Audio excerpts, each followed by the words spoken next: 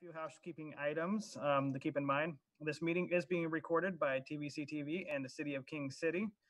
I will be muting and unmuting everyone throughout the meeting. Councilors, mayors, city manager, and city attorney will be the only faces. Actually, I'm just gonna not do that one. Worry about that one. The chat function is operational, so if you have any questions, go ahead and ask them in there. If you have any other questions, go ahead and use the reaction on the bottom of your screen with a thumbs up or a hand. And Mr. Mayor, you have the floor. Okay. Well, listen, first of all, I want to thank everyone for attending. This is unimaginable that we would be doing this the way we're doing it. When I reflect on last year and we were just opening our newly remodeled City Hall,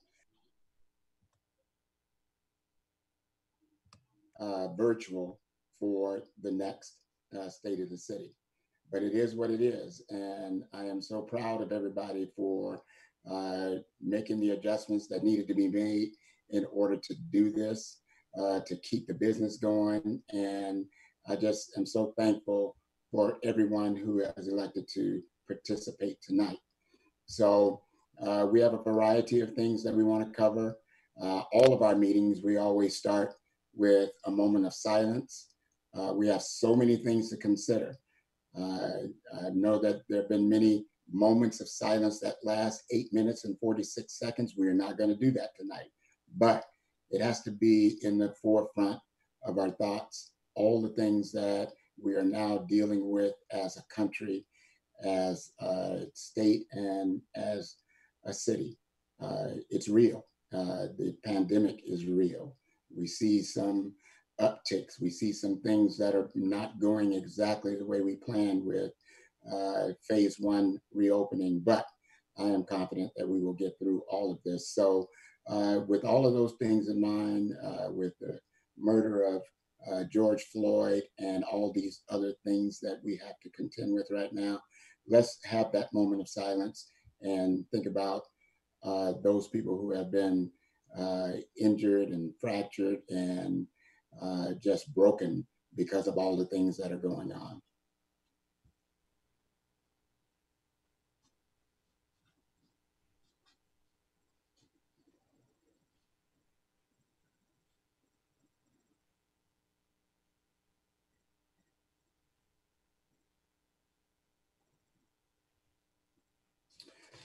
Okay, thank you guys very much. Ronnie, do you need to do a roll call?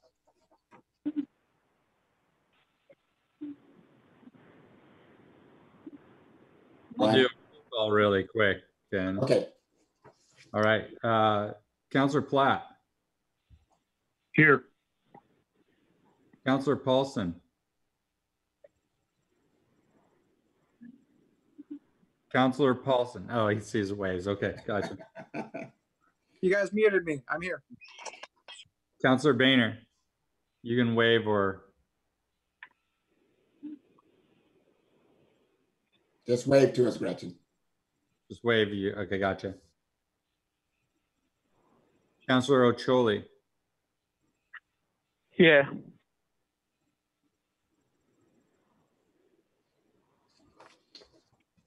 Councilor Thompson. Here. This meeting is being recorded. Councilor Thompson's here. Okay. Okay. And Council President Fender. Good evening. Hello, everyone. Hello. Hello. Gibson. Okay. We have... Present. Okay. I want to acknowledge all of the elected officials who are joining us tonight.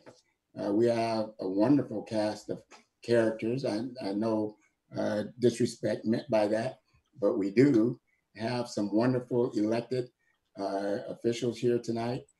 And what is that?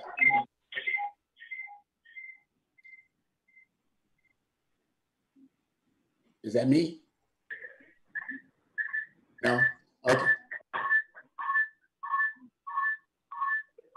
Excuse me, what's going on?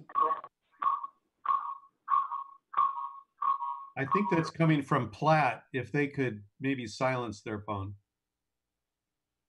I just muted it. So sorry, Dave, you're going to be muted for a little while. Okay, all right. And I think it would be appropriate for, if you could, Ronnie, unmute for a minute so that the city and county and all other officials, state officials can introduce themselves. I think that would be most appropriate. I would love to have that done. I would love to hear their voices. Okay, give me just a minute. Why don't we do that alphabetically? Okay. just to help this cause here. Okay. Or Ronnie, you can just start at the top and work your way up, down. We have Mayor Dalen would be first. Yeah. Thanks for inviting me. Great to join you guys. Thank you, Jeff. Thank you for being here. We have Rep. Neron. I'm Representative Courtney Neron, representing King City, Wilsonville, Sherwood, and much of unincorporated Washington County out to South Hillsborough. Thanks for having me. All right, thank you for being here. And we have Pam. Hi, Pam Treese. I'm Washington County Commissioner for District 2, but I'm also the Executive Director of Westside Economic Alliance, and I've had the opportunity to work with the mayor in both capacities, so I'm really happy to be here. Okay, thank you for being here, Pam. Catherine. Let's go to Catherine. Catherine, would you introduce yourself, please? Yes, hi. Sorry, I was fussing with the mute. I'm Catherine Williams, Vice President of Public Affairs and Sustainability at Northwest Natural. Thanks for inviting us so much today. for being here. All right, let's go to Russ. Hi, Ken. Russ Axelrod, Westland Mayor. I'm really glad to be here with my good close friend, Ken. Love you. All right, love you too. All right, Dave. Dave Thanks, Platt. Mayor. Oh, which Dave? Sorry. Oh, Dave Robertson. Okay, go ahead, Dave Robertson. I forget that we have more than one. Sorry, Dave. Dave Robertson with Portland General Electric. Very happy to be here. Thanks, Mayor and City Council. All right, thank you for being here, Dave. Let's go to the Honorable Judge Luby. Good evening, Kevin Luby here. I've had the pleasure to be the municipal judge here in King City for 10 plus years after succeeding the Honorable Patrick Furr. All right, thank you for being with us. Thank you. All right, I see Mike Cully. Mayor, I'm Mike Cully with the League of Oregon Cities. I'm the executive director, and I'm here to talk the mayor back into coming on to the board. So we'll talk about that. Okay. Okay, I appreciate it very much. Let's go down to Frank Bubinek. Good evening. This is Frank Bubinek, mayor of the great city of Tualatin, and part of the 5 families taking care of 99W. I love that title. Thank you, Frank, for being with us. My pleasure. John Goodhouse there. Yeah, John Goodhouse, Tigard City Council President. Hi, everyone. All right, thank you for being with us, John. Okay, let's see, who have I missed anyone? Our police? Our police and newer counselor, Shauna Thompson. Okay, yeah, Shauna, I heard you in roll call, and thank you for being with us. You are in now. You're official. Thank you. It's great to be here. Okay, and I see Errol McCray down here. Yes, Mayor. It's Errol McCray. I'm a commander at Washington County Sheriff's Office. I'm the East Side Commander. Okay, thank you for being with us. Appreciate it. Let's have Ernie say a couple of words. Ernie Hapla, our Chief of Police. Ernie Hopla, Chief of King City PD, 13th year here. Glad to be here. All right. Thank you very much. I think that covers just about everybody. So the next thing on the agenda will be to show a video that I did at the studio for Tuolumne Valley Cable TV. And I think they did an absolutely wonderful job. The job that I did may be debatable. So it was, and I do want you to know that we did it in one take, and that always makes me nervous. All right, so who's gonna run it? I am, Mayor. Mr. Mayor, before we do that, we have former Mayor John Cook coming online right now. If you want. Oh, okay. Well, hey, John. Probably muted still, but. Well, unmute yourself and say hi to us, John. I will do. The dogs are barking though, so. Dogs are barking out there on the coast. They're out there near the lighthouse. Is that what? Yeah, hanging out in Maine. Hey, John, good to see you, and thank you for joining us. Not a problem. Okay. All right, if everybody can mute themselves, make sure they are muted. I am going to play the video now.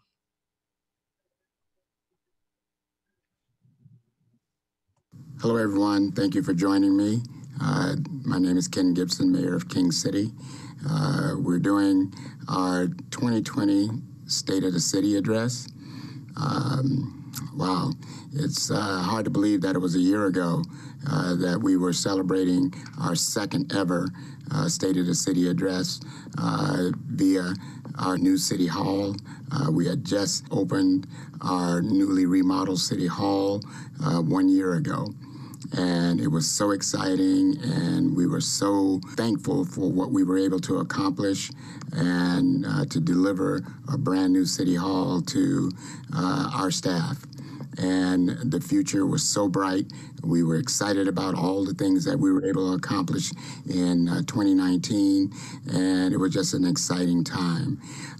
We were just coming out the approval for our UGB expansion and looking forward to the next steps in that whole process. We fast forward to March of 2020, and everything changed.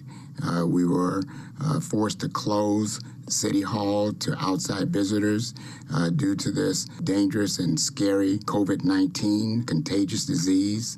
Our governor, Governor Brown, issued a stay home, save lives order, and we immediately adhered to that.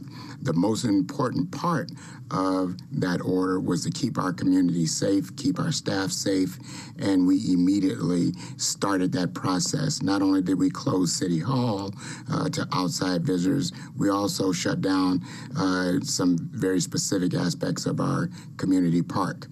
We closed the basketball court. We closed the play structures where little kids typically would go out and play. Because we couldn't guarantee that those things were going to remain sanitized and disinfected to a level where this contagious disease wouldn't spread. We also took down the basketball hoop so folks wouldn't be encouraged to go in and play anyway. And those were tough decisions. We want people to be active. We want people to enjoy what's going on in our community parks and throughout the community. And everybody knows that we have an older population in King City, and it is vitally important that we do everything we can to protect the senior citizens, because typically with this virus, senior citizens have been hit the hardest. I'm pleased to say that I don't know of any known cases where anyone in King City has either contracted the disease or has died from it.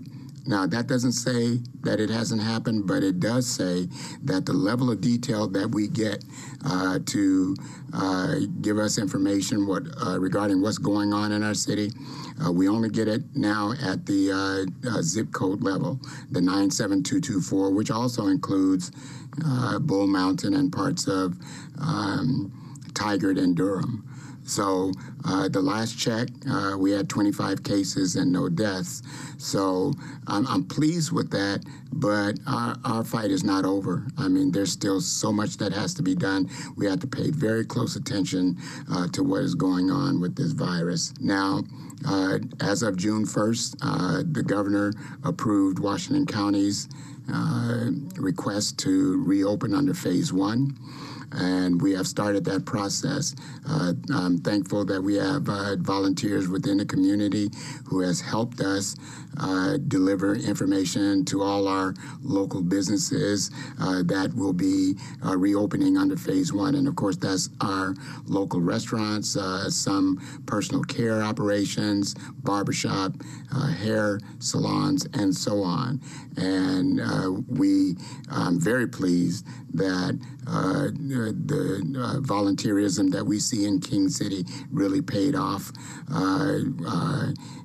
Kate Moore, one of the residents of King City, put together a really detailed flyer along with our city recorder, Ronnie Smith, and delivered that to all the businesses so they knew exactly what they needed to do in order to reopen under phase one.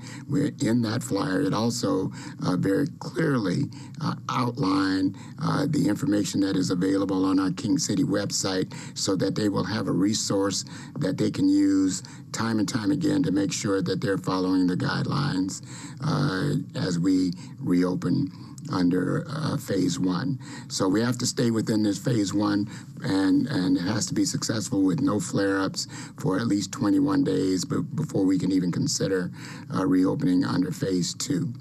Now, there are, under the current conditions, and I'll go back to our King City Community Park, we will very soon start allowing some sports activities. We have some baseball teams, softball teams that want to practice in our community park, and we just finished that renovation of the athletic field last year, and it is now ready for some of that activity. They will have some guidelines that they have to follow, groups of 10, and those groups of 10 have to stay together for those practices each day that they come back. And I think that's going to work out fine. I really want to see these young folks out getting the exercise that they need. But once again, we still have to remain extremely cautious in how we approach these kinds of activities. Look, these things are not the changes that we've had to make, the changes that we are now working under really aren't going to change that much. Over a long period of time. And I don't know, and I don't think anyone has the answer regarding how long this is going to last and how long we're going to have to continue under some of the changes that we made in order to keep our businesses going and to protect our community. And talking about that, the changes at City Hall have been pretty dramatic. We have not been able to use our newly renovated City Hall for meetings for almost 4 months now.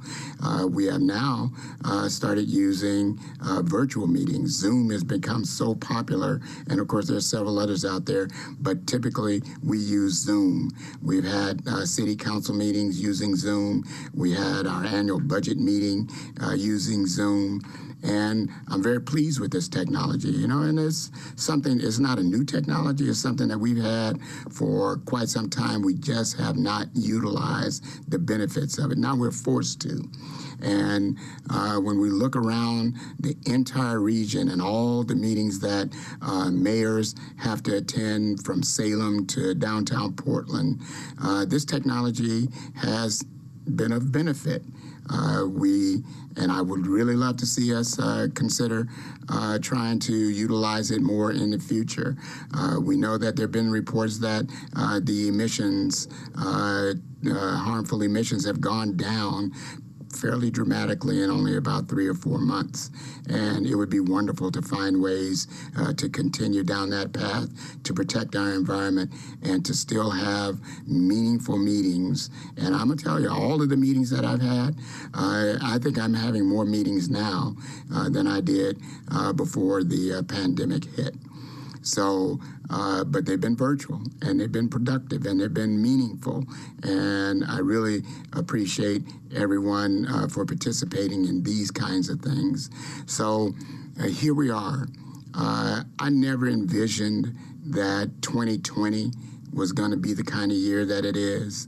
And not only are we dealing with the pandemic, but we're also dealing with chaos as related to the feelings of our country about what has happened to an individual at the hands of police.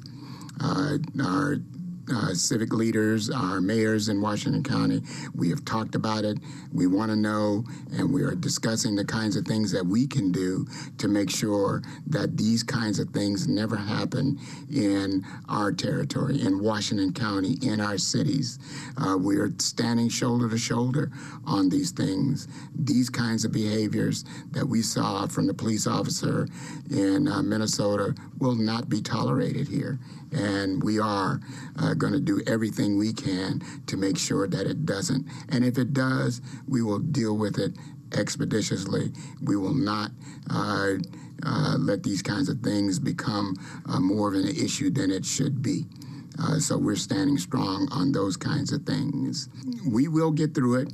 We will get back to some degree of normalcy, and I don't know what that's going to look like, but I think we're prepared. I have to commend our community. The residents of King City have really worked hard to observe personal distancing, respect one another's space. I see people walking around the park, some with face coverings, some with not, but I see people changing their position on walkways to give people space as they walk their dogs, and kids riding bikes and all those kind of things.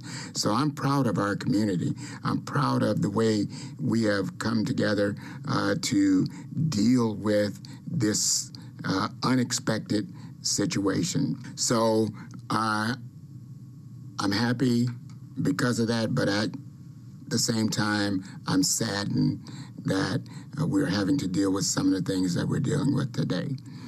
So moving forward, what about our business? You know, the staff, King City staff, has done an outstanding job of keeping the business going.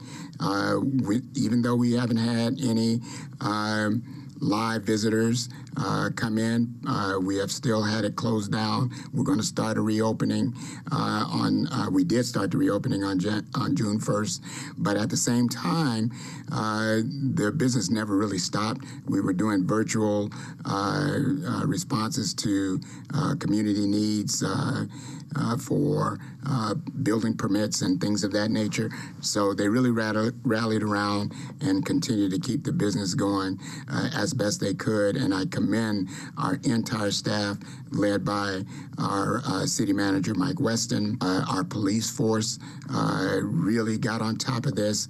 They're a force that is a community policing force. And we have always done welfare checks on our community, on our older generation. And our police force has really stepped up and continued that process, and also expanded it to make sure that our residents were safe and doing okay. So I commend our staff, headed by Mike Weston, and our police force headed by Ernie Hapla. So those things are important, and I'm very, very pleased with what we've been able to accomplish under these circumstances. So, and also I want to commend the King City Foundation for the things that they've been able to do some virtual outreach to our senior citizens to make sure that they're okay, to establish communications so that they don't feel alone. I think that's been extremely successful.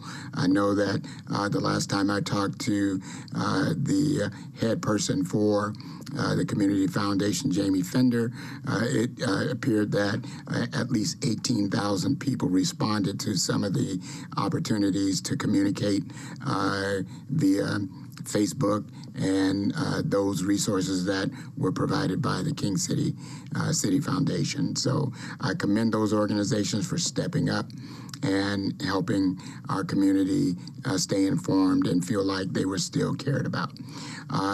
It is very important to also mention that we, as a small city, were not able to really come up with any resources financially or monetary gains to help some of our businesses that were in need.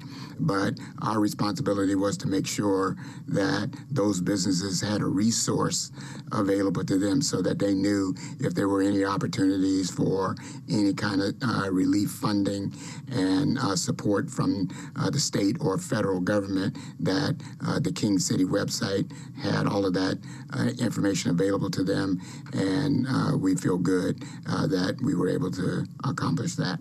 Going to the business at hand, here we are, 2020. We knew that we were going to start the two major processes for our UGB expansion. The first one is a transportation system plan, otherwise known as the TSP, which is to define all of our roadways and how what the mobility is going to look like as we expand in our UGB from 131st all the way out to Roy Rogers. So that process has never stopped. We started in early 2020. We hired the consultants who are working with us on this, and they have been working nonstop, and we've accomplished a lot. And also, we're just beginning the process for the master planning process on the heels of the transportation system plan. So there may be one of the major aspects of both of these efforts is community involvement. And we really need to have an opportunity for the community to be able to be involved, to engage, and talk about those plans and to understand what we're needing to do. But this is a community plan, and it has to be felt as a community plan for both the transportation system plan and also the master plan. So we're going to have to make some changes. We're going to have to do some of those things virtually to communicate with the community, to have them involved, whereas we used to have charrettes and meetings with the public attending at Deer Creek Elementary and things of that nature. We may not be able to do those things for a while, and if we can't, then we're going to have to do a lot of those things virtually. But I'm very confident that the teams that we have in place will be able to make those adjustments and keep us moving forward in our expansion plans. We're working hard on zoning code amendments to conform with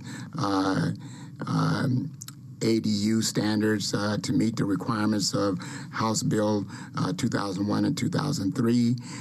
Those are designed to make sure that we have affordable housing included in our plan, that we meet the requirements of a lot of different incomes, and to make sure that the auxiliary dwelling units are allowed in our community as we build out. Not much opportunity for that in existing King City. We just don't have very many large lots where ADUs can be utilized, but we just want to ensure that those kinds of things are included in our expansion process and plan, and we're confident that we will. Some of the things that we feel proud about, things that we've been able to accomplish. I already mentioned the community park improvements with our newly renovated sports field that can now be used all year round. It used to be a marsh out there before we put in new drainage and new sports turf, and that's natural turf, that's not artificial turf. And it's just heartwarming for me to see people out there utilizing it throughout the year. One of the other things that I want to highlight is the performance of King City with the 2020 census.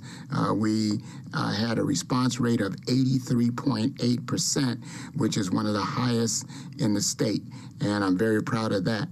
So that process is working very well. It's very important for federal funding and all of the things that we need to be able to demonstrate based on a good and accurate census. Now, starting from May 27th to August 14th, census takers will reach out to those residents who have not yet responded. So that process will continue, but I'm very pleased with the response so far from the residents of King City. Some of the other things that we have to feel good about are road projects.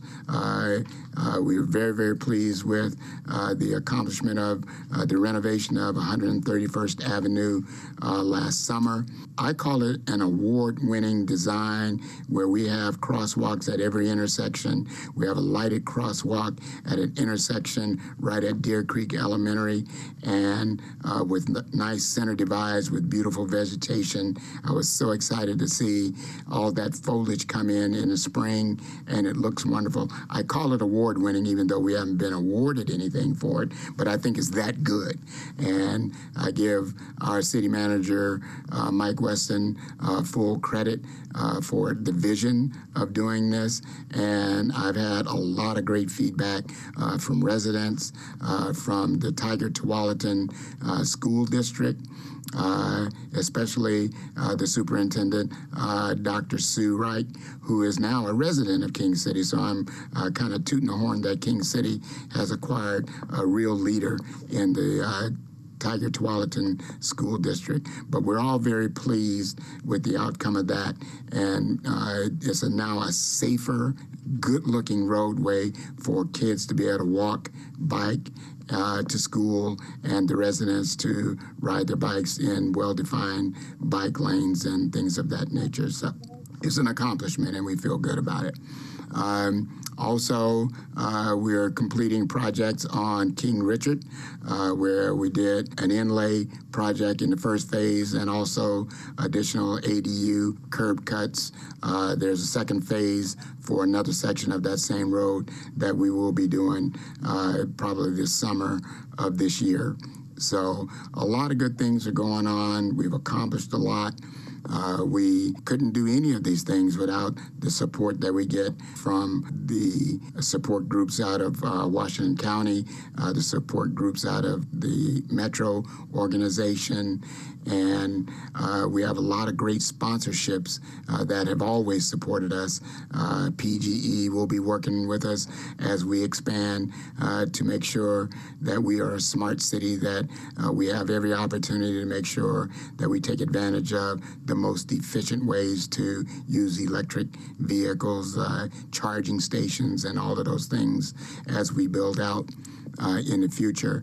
And I do have to mention that even though we didn't have the same kind of State of the City address that we did last year, we still had sponsorships from PGE, Northwest Natural, and also from our King City Foundation. So I want to thank them for continuing to support us. The sponsorship is much appreciated, and I'm not sure what we'll do with those funds yet, but we definitely appreciate everything that's been done. You know, there's a lot more. I don't know how much this virus is going to impact our budget for the rest of the year.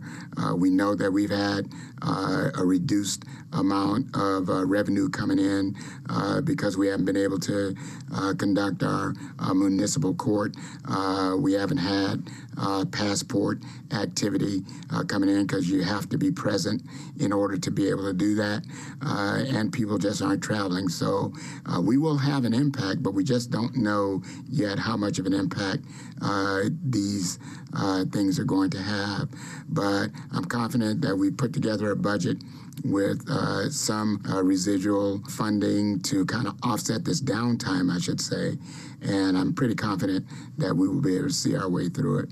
So how long will this last? We don't know.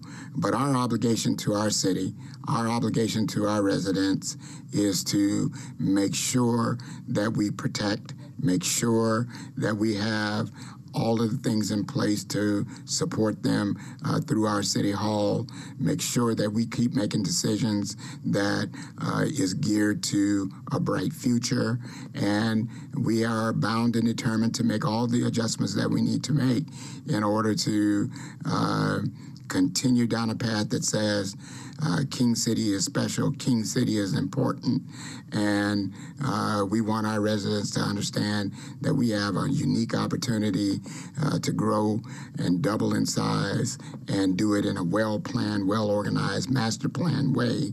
And we need for our residents to be involved. We need for our community to be a part of this process. Maybe, just maybe, it might be easier if we are doing these things virtually. If you can sit in your home and join in and participate in the future of King City, I would encourage you to do that, because I think that's a lot easier than have to find a babysitter to attend a meeting in the evening after you've worked all day. So let's think about that. And I will be a champion of these kinds of things in order to make sure that we have the opportunity to engage as many people as we possibly can in this bright and great opportunity for our future. I also want to thank our teams, the Planning Commission, all of the members of the Planning Commission who are volunteering their time to help support this process. The Planning Commission is going to have even more important decisions to make as we grow. And I commend every member of the Planning Commission. I won't try to call names because I'm sure I'll miss somebody. And the same thing goes for our City Council, who had volunteered their time to do this. All of these positions are non-paying positions, including the mayor. I want everybody to know that. We're volunteer our time because we care. We volunteer our time because King City is important. And we want our residents to understand how important this is. We want our residents to understand that you have to respect this community. We have rules and regulations that must be abided by, and very simple things like leashing your dog when you're in the community park to protect your dog and to protect other people. You know, some people don't think that's important, but I have to urge the residents of King City to observe these very small and minor rules, and they're not difficult to observe, but it's respecting the community. It's respecting others around you. And when you start going to these businesses that are reopening, and if that business requires face coverings, please do it. You're protecting yourself, you're protecting those workers, and you're protecting those people around you. It is not a time to be defiant and say it doesn't matter, it doesn't apply to me, because all of these things do. And I need for the residents of King City to be the ones to say this is important, and we intend to do everything we can to protect ourselves, our families, and the other residents of King City, and also these workers who are coming in every day in order to serve us. I'm going to close with that. I think this is all new, and I probably left something out. I probably stumbled a couple of times on things that I really wanted to say, but I am proud to be the mayor of King City. I'm proud of our staff. I'm proud of our councils. I'm proud of our commissions. And most of all, I'm proud of the residents of King City. And we're here to serve you and support you. But we need to support one another as well. So thank you for listening, and we'll be in touch soon.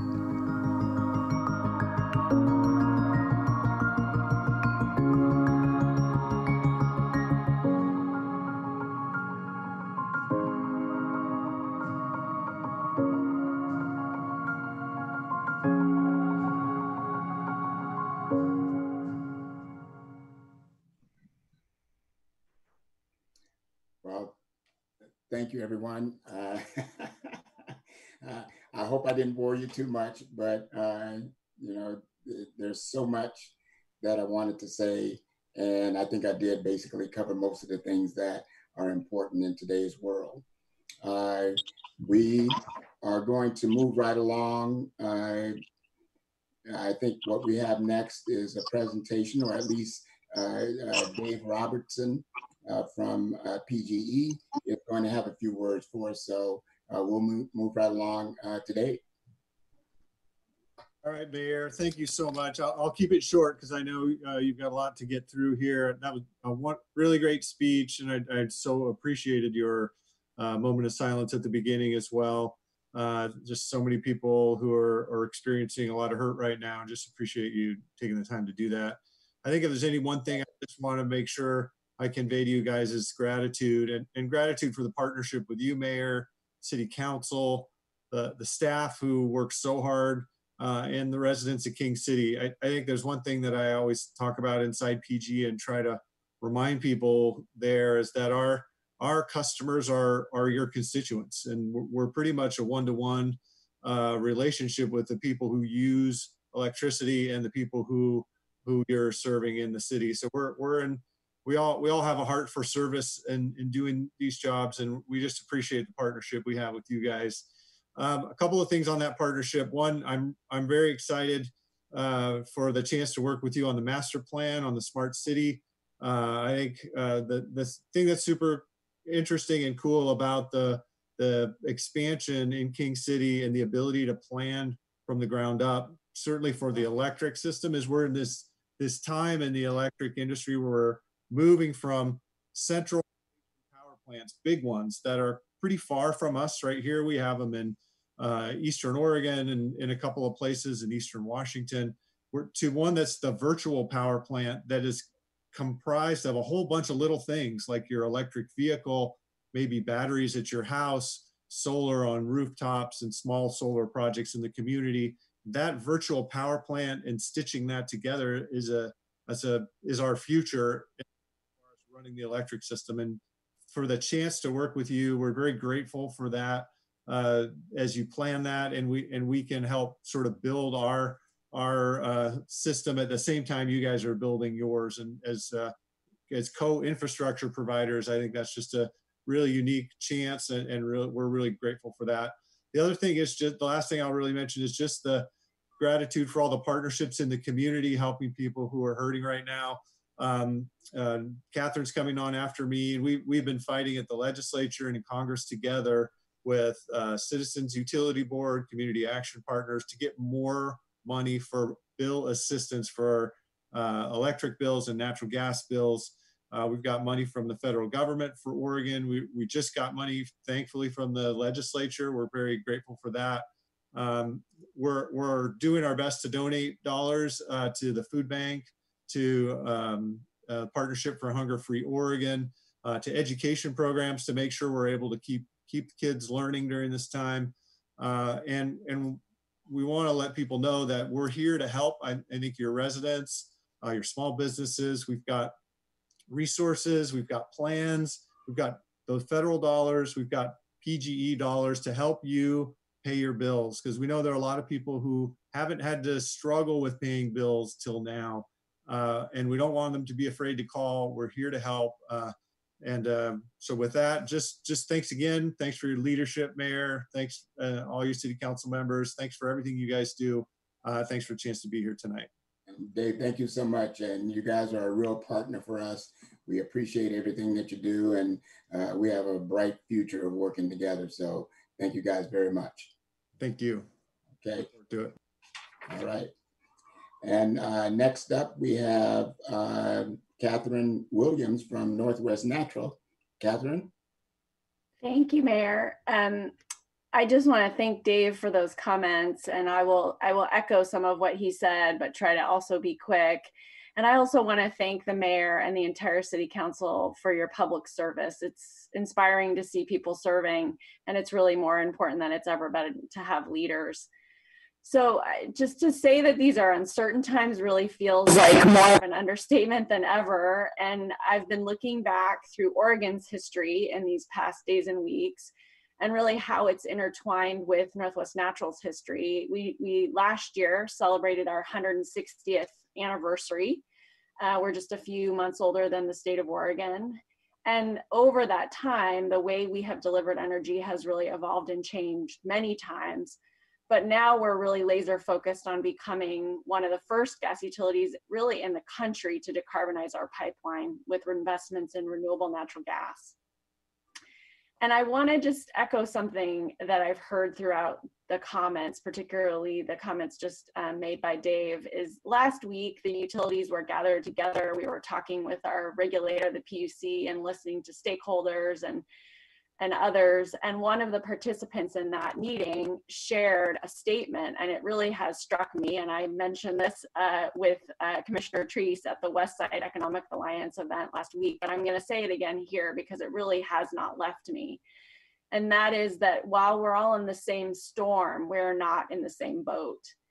And as PGE and Northwest Natural and all essential service providers have been reaching out to in our case, our residential customers, cities and counties who are also customers, businesses and other community partners, we're really reminded that while some of us are privileged to have boats that can ride out this storm with pretty minimal damage, others are finding themselves quite literally shipwrecked. And so we've got to be lifting each other up and ensuring that we come out of this period even stronger than we were together. And partnerships are just critical to do that. And as we do that, we are focused on the most vulnerable in our communities, with a focus on people of color and all of those who've been the victim of systemic and persistent racism. And Northwest Natural is really committed to being part of this change. Preparing for tonight, I looked at some of the video clips on the City of King City's website just to learn a little bit more about the history. And a theme that a few of the speakers, some of them were city staff, repeated was that given the small number of employees, your city staff really must wear many hats. And I think we're really at a time in history where a critical hat that we are wearing has to be around diversity, equity, and inclusion work. So I'm really looking forward to working with the City of King City over the next few years as you plan for growth and your new community. And I want to just thank you again for some time tonight and allowing Northwest Natural to participate in this evening's program. Catherine, thank you so much. And once again, you're a tremendous partner for our community. And I appreciate what your comments on what we're dealing with. So much appreciated. And I look forward to many, many more conversations and efforts to try to make the communities that you serve the best they can be. Okay, thank you so much. Okay, so at this point, let's see, what does our time look like? So Ronnie, you're the controller of the time. Right now we are at 5:54. Let's see, I would like to open it up to any comments that anybody might have if we can do that.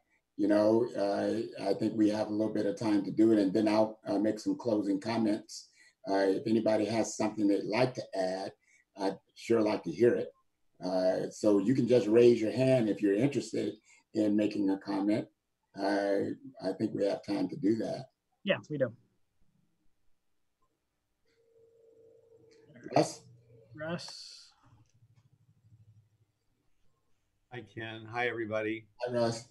I kind of on a personal note to you, Ken, you know, coming in as mayor, no one ever prepared us for the kind of things that each of us face and struggle with. And this last 6 months for all of us has just been, you know, incredible. And particularly for our city, the past police issues that we've been dealing with on top of the pandemic, and then George Floyd, and reflecting internally. And I just want to, you know, you've really helped me. I've struggled with my own white privilege in dealing with this. And I must say that the greatest comfort I think I've gotten from anybody has been from the Black community and Black leaders like you. They've really helped me, you know, just make sure that, you know, I'm on the right path and I'm following my heart and just trying to, you know, wind my way through this and trying to figure it all out. And it's not easy, and it's not easy for anyone. But you've helped me with that. And so, you know, personally, from a friend and as a fellow mayor, I just really appreciate the guidance and compassion you've shared with me. It's been very helpful. So thank you.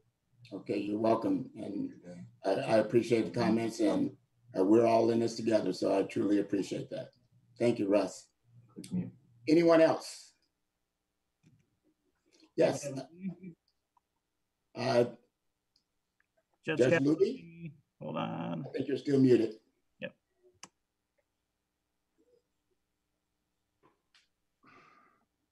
You're still muted, Judge Hold Luby. on. You're muted, Judge. Unmute yourself. There we go. How's that? There we go. Okay. You're good. I just wanted to point out one of the things we're doing in municipal court, and we're doing this in conjunction with Chief Ernie and the police, is we're really making an effort to work with the folks who appear in front of me. We try to work out solutions rather than just fining them and pushing them out the door. We're trying to help people get back on their feet, giving them the opportunity to help themselves, which I think is consistent with the issues that are being raised these days. Judges, law enforcement, etc., need to be able to use multiple tools to deal with different issues differently. And certainly over the last year, and with a lot of help from Ernie, we've been working on that, and I think we've been succeeding. Absolutely. And I've had conversations with Ernie, and he shares your opinion on that, and it's much appreciated. This is what we need. Thank you very much. Thank you. All right. Anyone else? Okay. Well, closing comments. Oh, you know, Pam would like. I'm sorry, I didn't see you there. Pam, you're muted. All right. I'd just like to say, Ken, I appreciate the partnership that you have always presented to me as an individual at Westside Economic Alliance, but also as a commissioner. I can go to you and ask for you for advice. We can talk, and man, your phone always gets answered, and I greatly appreciate that. I also appreciate your staff and the willingness that they have had to come to talk to WEA about issues, whether it's UGB expansion or whatever it might be. So thank you to you, thank you to your council, and you might have a small but very mighty staff, so thank you. Well, I agree with that wholeheartedly. Thank you very much, Pam. I believe I have Mike Colley that would like to say something too. Okay, and Pam, I appreciate everything you do for the Washington County and also for the WEA. Much appreciated. Mike. Well, thank you, Ronnie. Mr. Mayor, I just want to acknowledge your leadership. You have been just amazing to watch, and the things that you've managed to accomplish are nothing short of remarkable with your city. Everything that you've touched has kind of turned to gold. And I always questioned, you know, why do I have to lose them off the board? Well, now I understand. I mean, you've turned your community into a great place to live and just an admired place around the state. And I just want to acknowledge that leadership. And again, your staff is top notch. So thank you for all you do. Thank you, Mike. And same goes for your organization, and you've been very supportive of us, and it's just going to get better over time. So much appreciated. Okay, anyone else? Okay, my closing comments. It's a common theme that's going on about leadership. And to me, leadership is the key. All of these concerns and issues that we have going on, I have a very strong view on the issue of policing, police brutality, and all of those things. I believe that the failure isn't necessarily in a police force, the failure is in leadership. These kinds of things get out of hand when leaders don't step up and get things under control. And that's at every level of leadership.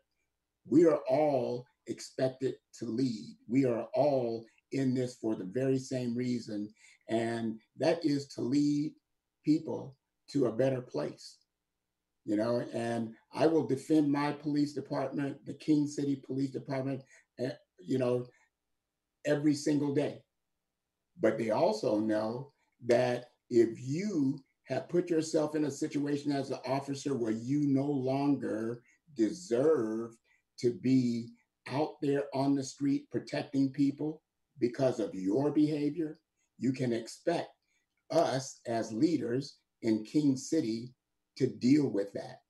To me, what happened to George Floyd was a failure in leadership at many levels. It was a failure in leadership, not only in the police department in Minneapolis, but also in the leadership in the union.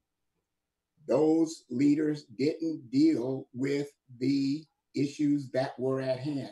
Anytime an officer has 18 different complaints and he's still trusted to be out there on the street, that is a failure in leadership. And that is where it has to stop.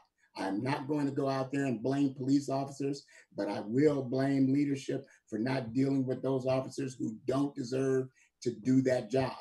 And as a country, we have got to step up as leaders to stop all of this systemic racism. You know, for all of us, we have to make sure that we're doing our part, that if we look around our organizations and we don't see any diversity, we have to, as leaders, do something about that. I hate to say it, but I'm going to say it, that equity, diversity, and inclusion started feeling like nothing but a buzzword to me. You know, I've been in this for 10 years, and honestly, I haven't seen a whole lot of change. You know, 32 years at United Airlines, I didn't see a whole lot of change. And I'm talking about hiring and promoting and putting people of color, Black women, Black men in positions of authority and hiring people in these positions. If we as leaders don't make adjustments for those people that we're depending on to do the hiring and promoting, that is a failure on us. We have to do something about that. And I think that's what it boils down to. So the change is going to come from leaders stepping up and making change. And I think all of us sitting here tonight have the ability to do it and have the desire to do it. This is a golden opportunity to make it happen. And I'm confident that we will. You know, I have family members who are highly educated and still unable to get a job that is a living wage for whatever reason, you know. And it's not education, it's not about not being able to work hard, but it's about not being given the opportunity. We got to change that. And I'm confident that if it's going to happen, it has to happen now. So for all organizations, all of us, me included, we are blessed to have diversity on our council. And we have said it many times that we have one of the most diverse councils in the state. But it's not because of what I did. It's because the city, the residents of King City has said, we trust this diverse population of people to lead us to a better place. And we all have to get there. So that's my closing comments. I appreciate what everybody does. We just need to do it. We need to do it as leaders. And I think we have the ability to do it. And certainly I'm starting to believe that we have the desire to do it. And the time is now. So thank you, everyone. And I think the next phase for us is that we release everybody else and then we go into a council meeting. So now, unless there are any other comments. Mr. Mayor, I believe Shauna Thompson or Councilor Thompson has a question. Okay, Shauna. I just wanted to say thank you to everyone outside of King City that attended the State of the City. We appreciate you being here. Thank you, Shauna. All right. I appreciate it, everyone. Thank you very much. And Councilor Fender, I saw you had a hand raised. Did you have something to add, or were you good? No, I was applauding what Mayor Gibson was saying. So. Mike, do you have anything to add? Mike Weston. I'll add. It's just such a pleasure to work with Mayor Gibson and have that privilege, and then have such a quality staff and a council that, you know, everyone gets in the same direction, paddles in the same direction. We don't have to go back and revisit things that we disagree on. Once it's decided, we're done and we move forward. And it's been such a privilege to work with a council that has that mentality and that mind frame and is goal oriented and working toward the goals of the city. And I just can't praise them enough. I can't praise my staff enough. every day. They just amaze me. So just thank you all very much. We're moving mountains, and that's what we set out to do. So we'll just keep at it. And thank you all very much for showing up today. It means a lot to us. Here. Mary, you're muted. Once again, thanks to everyone. Thanks for participating. I appreciate you all being here tonight, and it's worth its weight in gold to me. So thank you so much. All right, Mr. Mayor, we'll go ahead and do to the regular business.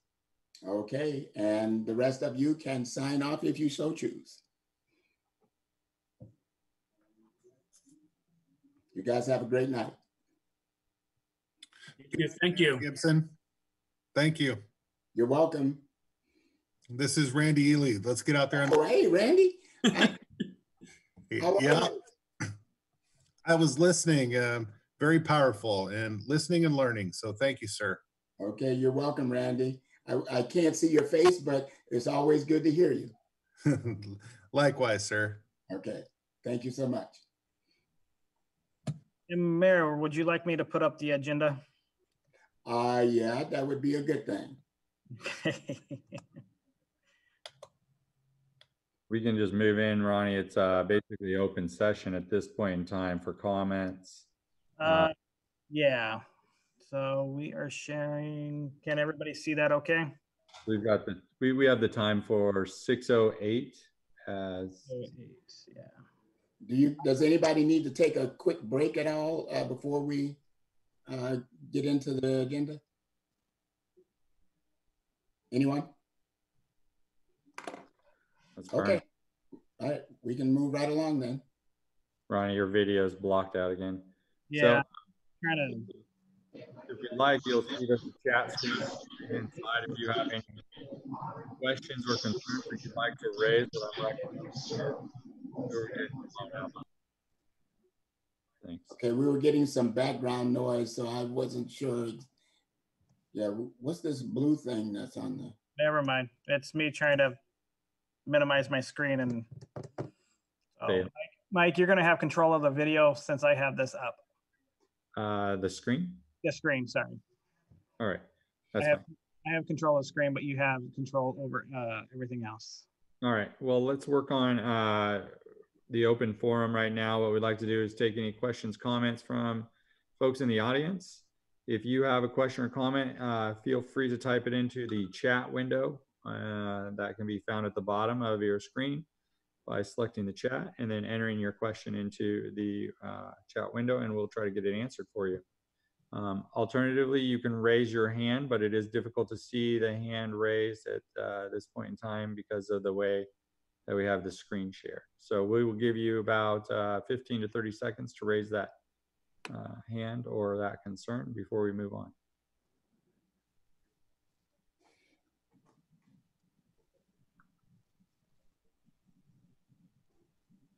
All right, hearing and seeing none, Mr. Mayor, I believe we can move on to our first line of business, which is the financial audit report from Polly Rogers.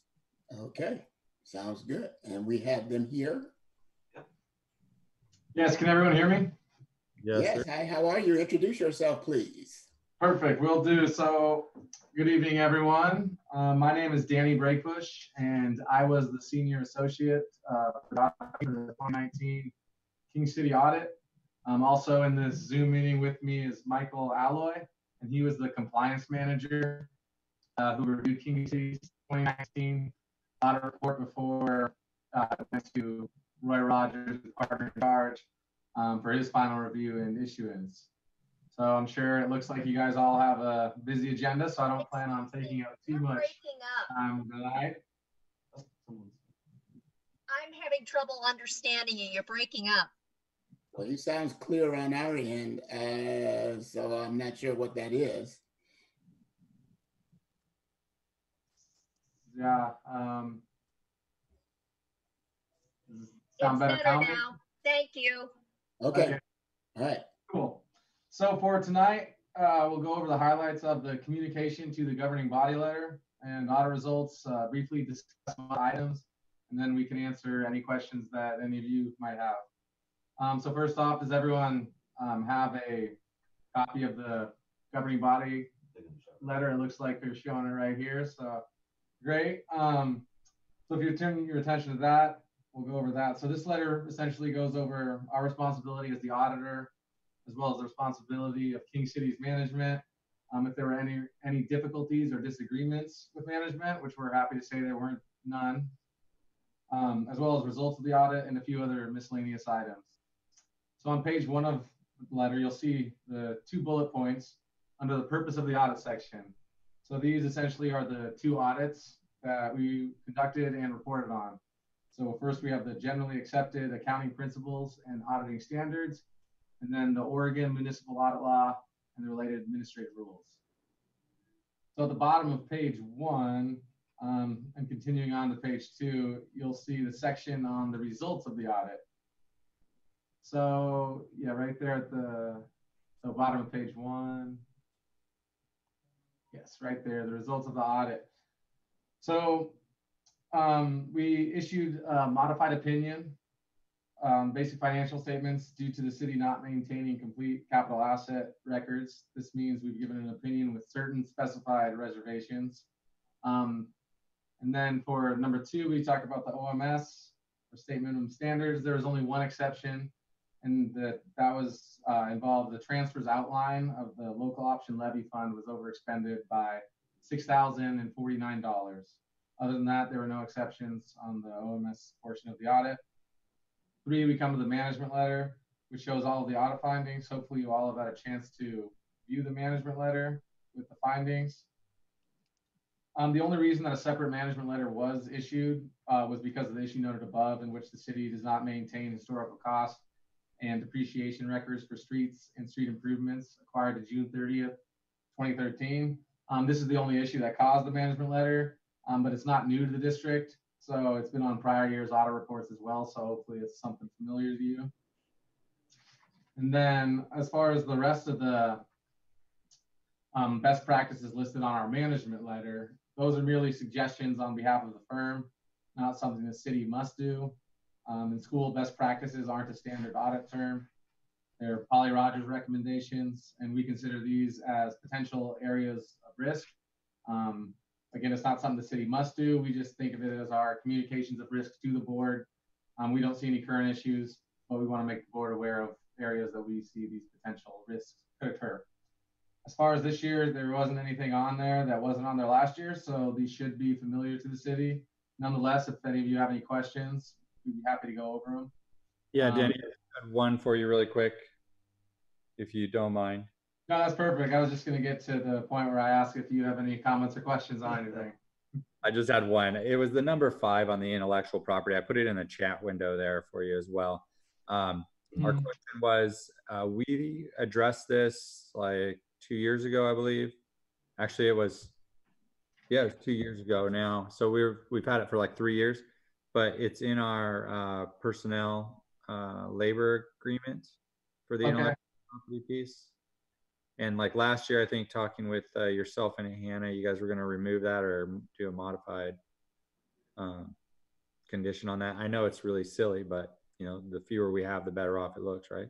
Right. Yeah. No, for sure. And that's something that definitely can. If we get that, get a copy of that, we can definitely remove it, or perhaps something we missed. And I appreciate you bringing that up to us. So we'll look into that, and then we can always, you know, just scratch that one off, and that one will be off next year if we get that. And it's, again, it's not anything that's not a huge issue, but it is, I agree with you. If you guys do have that, then we should get it off there. So we can also send you a new copy of the letter without it if you want it off for the current year. And then yeah, we'll just make a note of that in the file so it doesn't keep coming back. Okay, yeah, that'd be nice. Thanks, guys. Appreciate it. No problem. Thank you. For bringing it up. Yeah, Gretchen, what's up? We have a question? Gretchen, you're on the floor.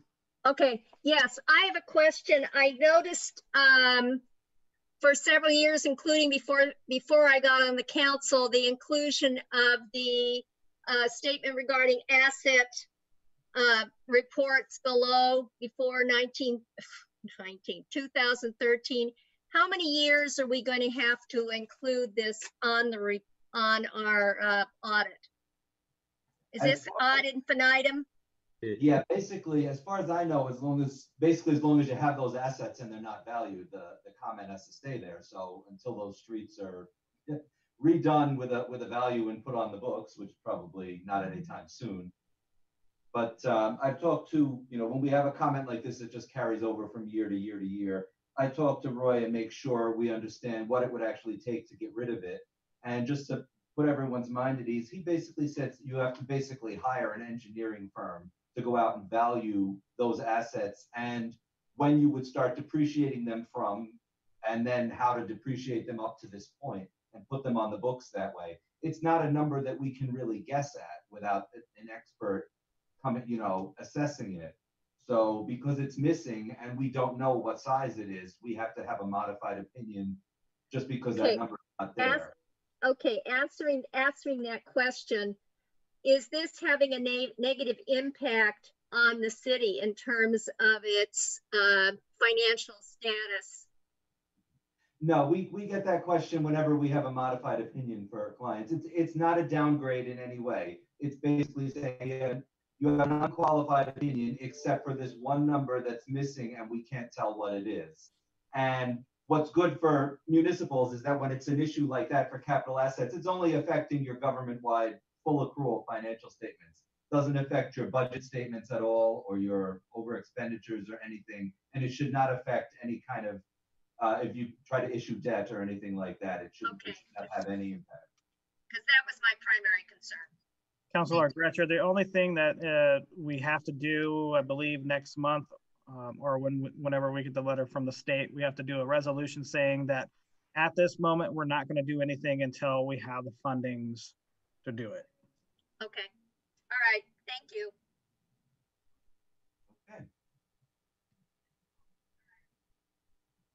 Okay. Any other questions for us? No, it's basically the same 4 or 5 every year. So yeah, probably it pretty much seems similar. Yeah. All right. Well, thanks, guys. I know that we had basically expended a lot of extra revenue over the last couple of years with the park improvements, 131st Street, Fisher Road. We've done some multi-million-dollar projects, even City Hall here. And as you look at the audit, it's obviously reflected in our financial status. But the amount that we've been able to accomplish has been pretty staggering. So, in your opinion, would you state how you feel about the city's financial position given the undertaking of these projects and the reduced financial position? As far as I know, like you kind of covered it in essence. You guys, I know there's been a lot of improvements out there. So the city your size and all the improvements, I'd say, like you said, it's fine. Everything looks good from our end. Yeah. So even I mean, the big question for, from our standpoint is making sure that at the end of the day, we're not putting ourselves at risk and long-term risk, like financially. And so we do we do our best on the in-house side to make sure that our projections are staying well within budget confines. And so from your opinion, after reviewing all this, everything looks good. There's no glaring red flags that are popping up and anything that we should actually zoom in on or pay close attention to. Not from what I can see. I mean, all your funds on the fund basis all have positive balances. So it looks like, even if you are borrowing money on the full accrual basis, you're planning to pay it back and you're budgeting to pay it back. Right. So it looks like all your funds are stable. And then the government-wide fund full accrual pages on the first 2 pages, they're really of limited value on a day-to-day basis. They're more assessment of everything, and depending on what the PERS liability is statewide and stuff, it's going to throw those numbers around a little bit. But from the fund side with the budgeted amounts, it looks like you're on track for what you're trying to do. All right. Thanks, gentlemen. Appreciate it. All right. Mr. Are there any further questions for us? Mr. Mayor, you have the floor. Mr. Mayor, you're on mute. Yeah.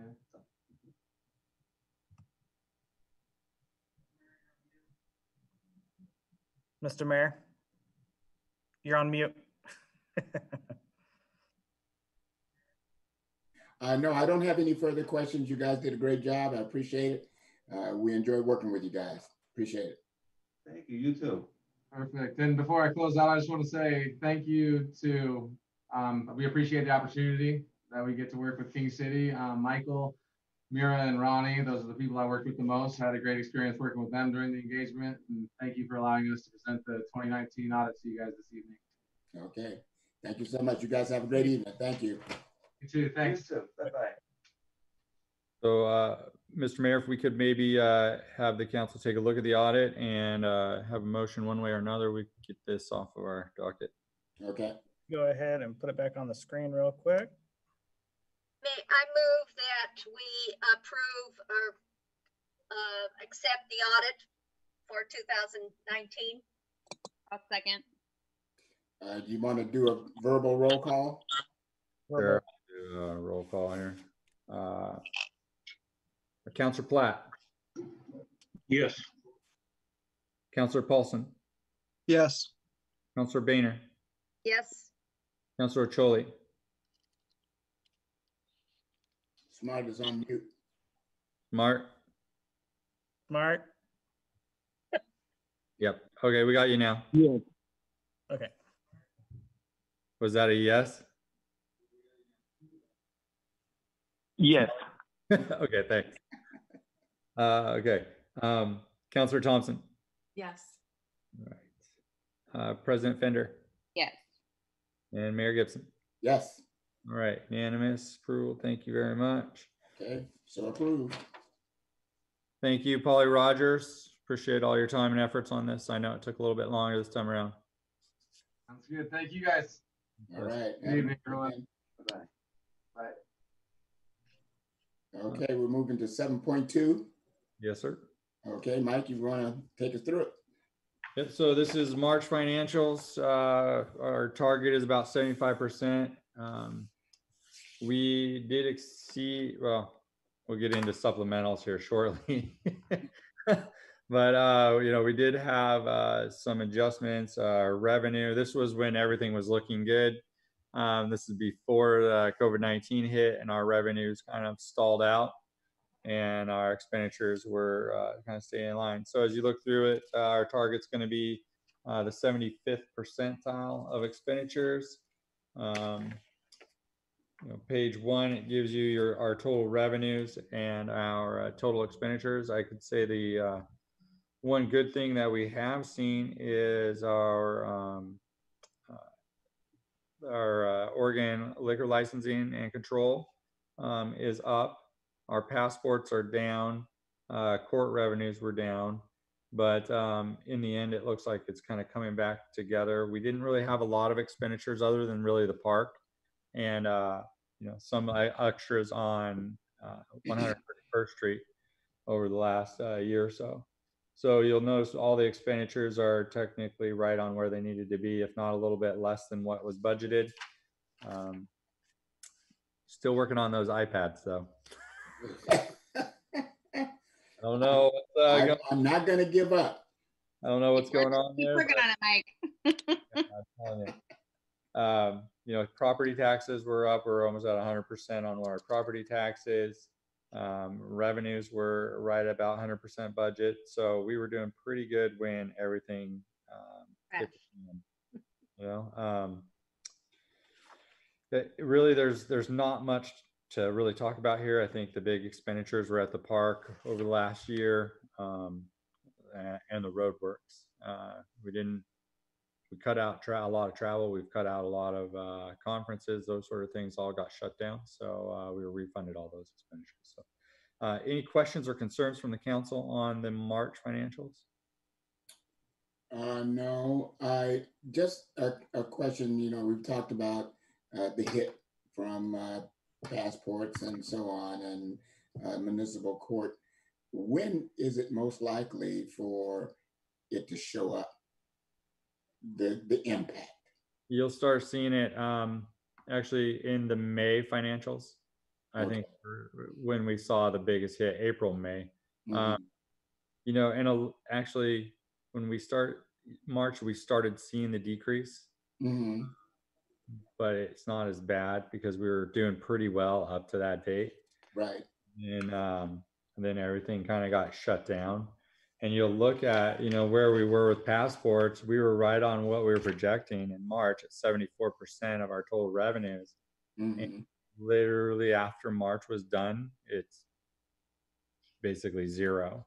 So, you know, that's a loss of, well, it's a loss of right around $60,000, $60,000 to $80,000 in revenue from the loss of passports and, you know, permitting and courts, and all those revenues basically got shut down for a 3 to 4 month period. So that's going to have us, you know, our one saving grace is that, you know, while people were in quarantine, they were doing plenty of recreational. So we made a decent take on both of those fronts, which basically I think covered the majority of our losses. So yeah, we're down a little bit. You'll see that in the next piece with the supplemental budget, but we're not completely squashed and broken yet. Well, it seems to me like the only thing that potentially is going to continue to be at a lower rate will be passports. You know, just because the travel industry is going to be hurting for a while, you know, because nothing is stabilized in terms of the virus, in terms of people going to anywhere, you know, overseas or anywhere around the country. So that could potentially stay at a lower rate or flat or down longer than any of these other things, right? Correct. Yeah, that's, I think, where we're going to see the most losses. And that's where I think we're going to have the biggest challenges to overcome, is in that lost revenue. Okay. Any other questions, concerns? Mr. Mayor, I move we approve the March financials. Second. Oh, Micah can take it. Micah seconded. All right. Now let's do a roll call vote. All right. Councilor Thompson. Yes. Councilor Ocholi. Yes. Councilor Boehner.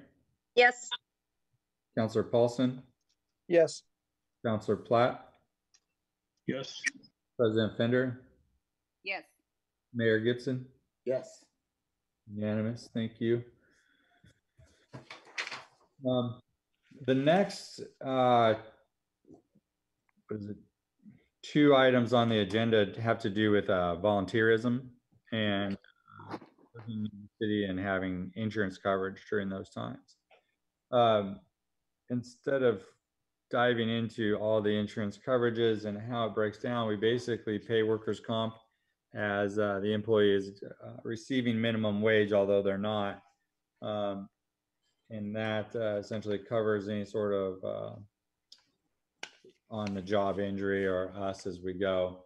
And hang on 1 second. I have a gentleman here at the front I'm going to let in. Okay, so if you guys can discuss amongst yourself, I'll be back in about 30 seconds. Okay, so Ronnie, I'm just trying to understand it. So does this apply to any one of us? Yep. All volunteers, commission, council, mayor, everybody. If somehow is it only on the work property? Correct. Or is it when I'm attending a meeting? When you're representing the city. When you're representing the city. So I could be at a meeting, I trip and fall. Am I covered under this? Correct. Really? Okay. Yes. And that most likely would extend to these types of meetings as well. So if you were on the Zoom meeting and you, I don't know, turned and tripped over something in your home. Fell out of my chair, fell down the stairs going to get a drink of water. Yeah, so this really opens it up for, we're renewing the current resolution and we're adding the clerical volunteer position. How do you define the clerical volunteer position? So, good question. Let me just go ahead and jump to the next resolution real quick. Basically, it's anybody that's working here in King City doing any kind of work that I would normally do, just instead of they're getting paid, they're getting, you know, they're volunteering their time. To support, like a support person that comes in. Support. Didn't we have a student volunteer, like an intern or somebody that was working, that kind of person? Yes. Okay, all right. I will say that the intern program is covered under their own insurance, so it's through the school. But okay.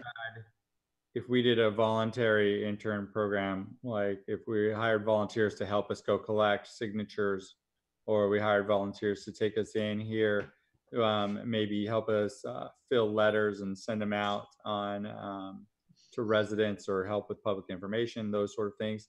That's going to be elements that this coverage would end up covering.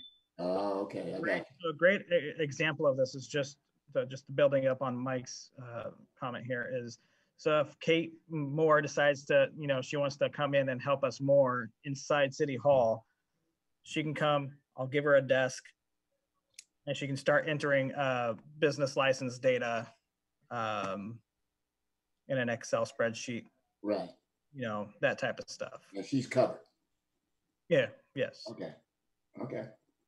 All right, it sounds like, and how long has this been in existence? This particular resolution now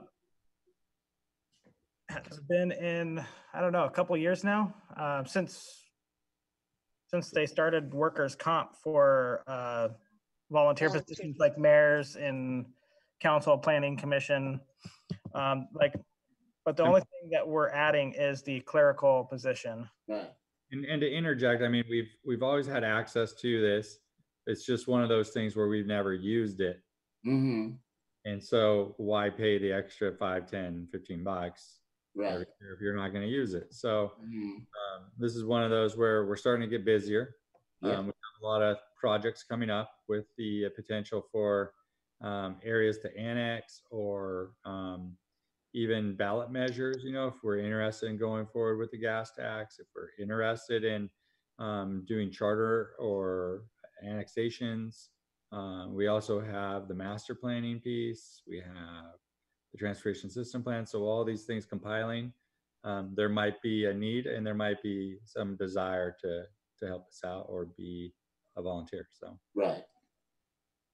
Okay. Yeah.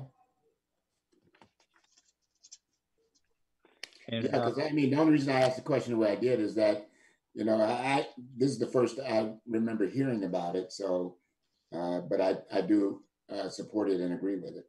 And Ronnie, will you just verify what that fiscal impact is? Did you have that information right? It's $5 per pay period.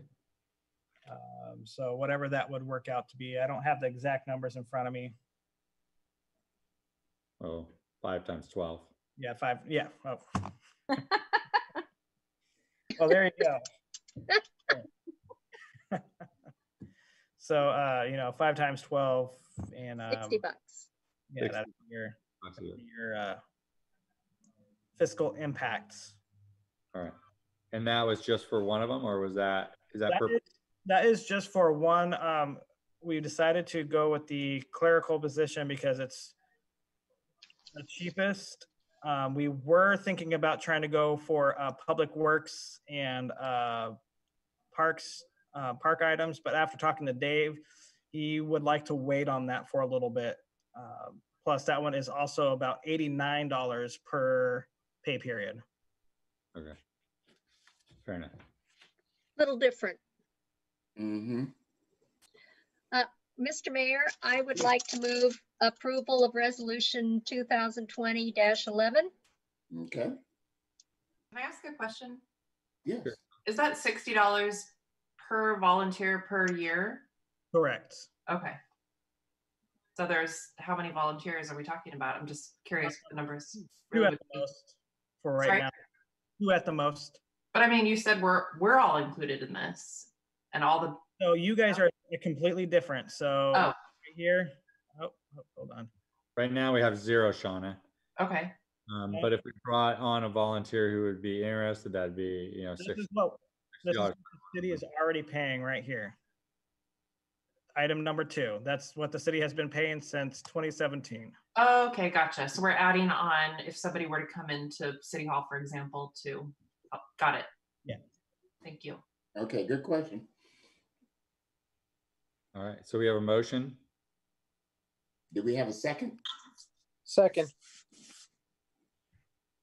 Roll call. All right, are we ready? Councilor Platt. Yes. Councilor Paulson. Yes. Councilor Boehner. Yes. Councilor Choli. Yes. Councilor Thompson. Yes. President Fender. Yes. Mayor Gibson. Yes. All right, unanimous it is. And Mr. Mayor, if I can make a motion regarding resolution 2020-12, that's the other half of this. Mm-hmm. Yes. Was that a question or did you make the motion? I made the motion. Okay. Was it to approve that resolution? Was that a motion to approve? Yes. I'll second. Come here. Okay. All right. All in favor? Just show raise your hand. Aye. City recorder request roll call, please. Go ahead, recorder. You're a problem, Ronnie. It makes doing the minutes a lot easier. All right, so Councilor Platt. Yes. Councilor Paulson. Yes. Councilor Boehner. Yes. Councilor Choli. Yes. Councilor Thompson. Yes. President Fender. Yes. Mayor Gibson. Yes. All right, unanimous it is. All right. Our next item on this is the budget supplemental. This is the final supplemental budget to make sure we don't have any overages. Mm-hmm. You have a chance to review, you'll kind of see where we're at. I think you'll also see some of the reductions on, hang on, I'm getting there. Maybe. So I just had to yell at my kids. Welcome back. All right. So on the back side of this one, you'll kind of see where we're adjusting and what budget line items are adjusting. You see the budget adjustment is our general fund revenues is a positive of 96,041, whereas our revised budget, and there's a number of reasons for this. You'll see before I jump down to expenditures, you will see that the opening balance is about what? How far off am I here? 40,000 more than what we anticipated.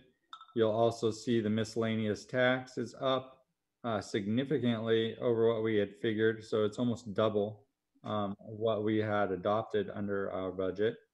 And the motel tax is down a little bit. The passport fees are down, and court revenues were down. So those were the two that were down. But overall, our beginning balance was up, and the taxes that we collected from OLCC and others are well in the positive. So overall, when you look at the total budget adjustment, you will see a reduction of about 100,000 in the contingencies that are reserved for future expenditures over where we were previously.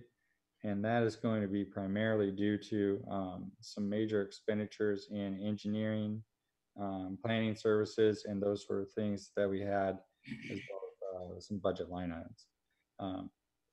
Overall, though, having a little trouble here because there was, hang on.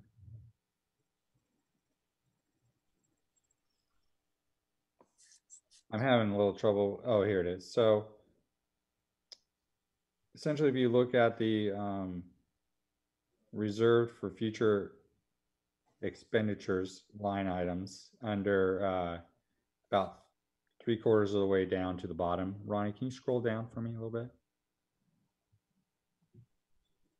Okay, so you see this $11,341 mark? Mm-hmm. Yeah. That's basically the positive that we're holding over. That's to the positive that we're putting into our contingency. So despite the loss in revenues from our passports and everything else, we're still putting an additional 11,341 that we hadn't anticipated.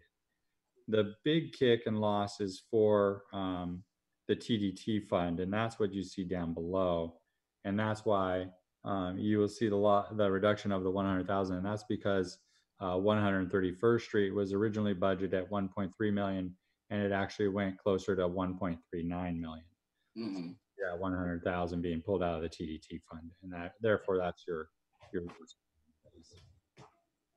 there any questions on this particular? I know it's pretty benign and short, but yeah, but it sounds like we saw some benefit in fact that people being locked down because of liquor sales and so on, right?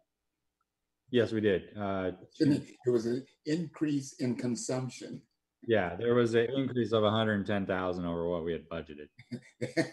That's pretty big. That's a lot of boredom. There's a lot of glaucoma here in King City.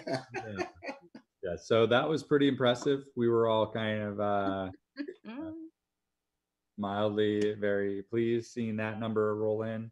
Right. Because that basically was our saving grace for the loss of revenues from the other services. We're thankful. Yes, we are. So, any other questions, concerns? Actually, I have a question, Mike, not specifically here, but will we see increased cart revenue because of the backlog from not having court for all that time? Yeah, so I think the month of June, you'll see some court revenues rolling in. The problem is that the longer you wait on the court revenue side, the harder people are to get a hold of sometimes. Like you're usually dealing with people that are changing their address a lot, people that aren't necessarily most dependable folks that show up for court. So it's a bit of a struggle. I'm sure we're going to see some lost revenues there that we won't be able to recover in the long run, but we might be able to recover some. Okay. Well, with that, I move that we approve the third quarter financial. Second. Budget adjustments. Budget adjustment, yeah. Who seconded that? Was that Councilor Platt? Yeah, Dave. All right, thank you. And I'm guessing Ronnie's going to need a roll call for us. Yes, he will. Yes, please. All right. Councilor Thompson. Yes. Councilor Ocholi. Yes. Councilor Boehner. Yes. Councilor Paulson. Yes. Councilor Platt. Yes. President Fender. Yes. And Mayor Gibson. Yes. All right, thank you very much. Okay. We're moving right along here. Our next piece of business is Planning Commissioner appointment and application. Per the council's previous requests, you've already interviewed and reviewed this person's resume. They did submit an application for Planning Commission. Staff would definitely recommend this person for inclusion on that committee. But we need to have this presentation, discussion, interview, or anything else, however you want to handle it. How about a motion? Motion works for me. I motion to appoint Kate Moore to the Planning Commission. Second. All right, roll call vote. Is Kate with us? Where's Kate? She's on the line. Hold on. Kate, you there? Oh, there she is. Hi, Kate. Hi, Kate. How are you? Hi. I was waving, and then but no one could see. Hello. Okay. Before we do a vote, you have anything you want to say? It's on. Just thank you for considering me and accepting my application. And I'm hoping that it's a positive so I can continue working with you guys in that fashion. Okay. Once again, I understand it was very stiff competition, but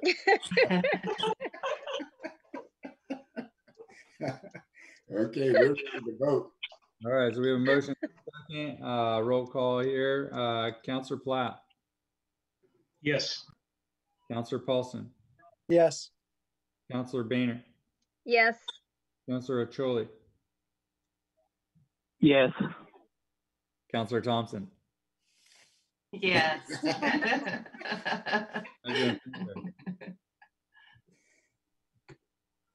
Councillor Fender. Yes.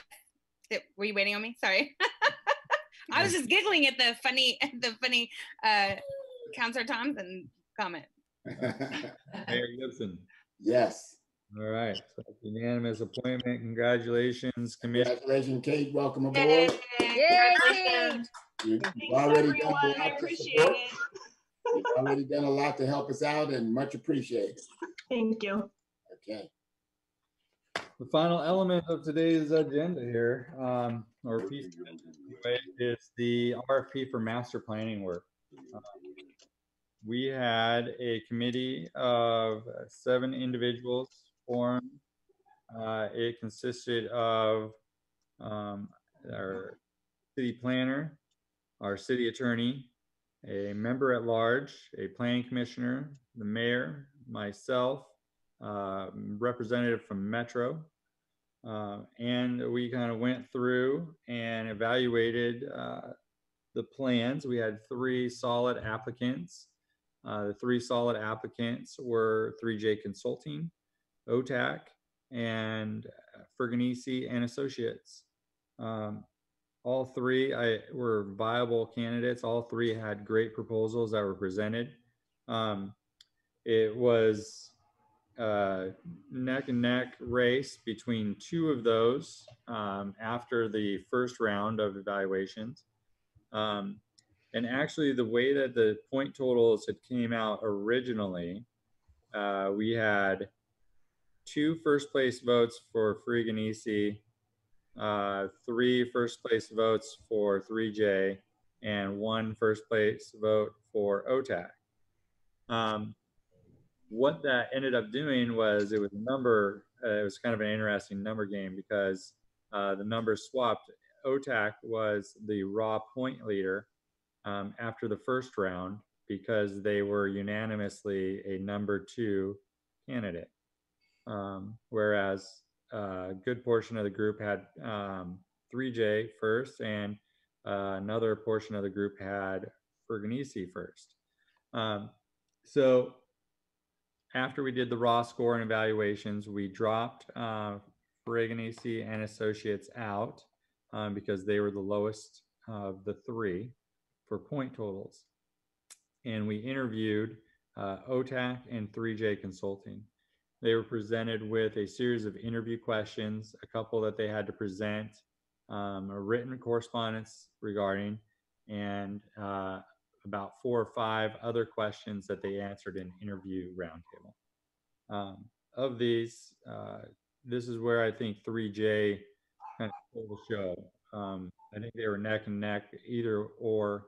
Could have walked away with it at this point in time, but I think 3J is where they came to the table on the interview questions and the production of materials for that particular event. After that event, you'll see the scores that were modified here. They're in the shaded boxes and in red. And as you can see, from that point, they basically jumped over OTAC across the board. There was only one scorer who remained, who kept OTAC higher, and that was their prerogative. But bottom line is staff's recommending that the city council award the master planning contract to 3J Consulting and authorize staff, city manager, and legal counsel to execute those agreements along with the mayor for final signature. These are the same documents that were approved with the RFP prior to release, approved by legal counsel. So it's just a matter of signing those contracts and moving forward.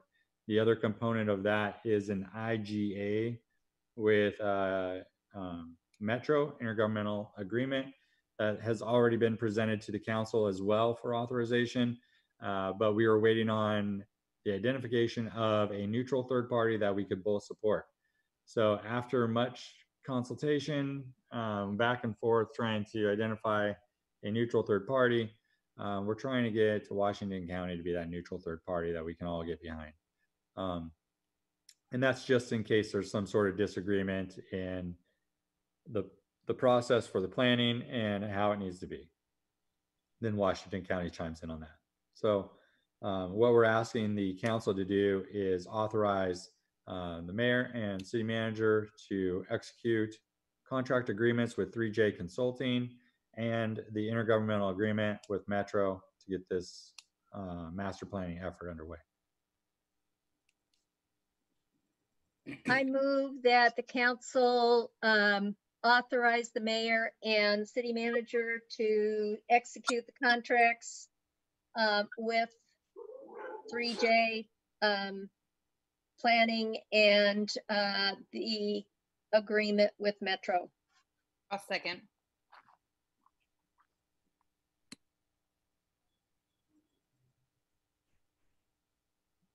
All right. Do a roll call here. Councilor Thompson. Yes. Councilor Ocholi. Yes. Councilor Boehner. Yes. Councilor Paulson.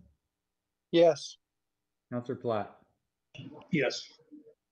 President Fender. Yes. Mayor Gibson. Yes. All right. Thank you very much. So knock out those two birds with one stone there, and we can move on. I appreciate everybody participating in that. Annie Paulson did a great job of helping us with that. And I think a good decision has been made. Yeah, and it looks like now it's time for the Pollock chief. Giving Ronnie a bad time. What? Ronnie missed that. Multitasking here. On the agenda here, Ronnie. Pollock chief.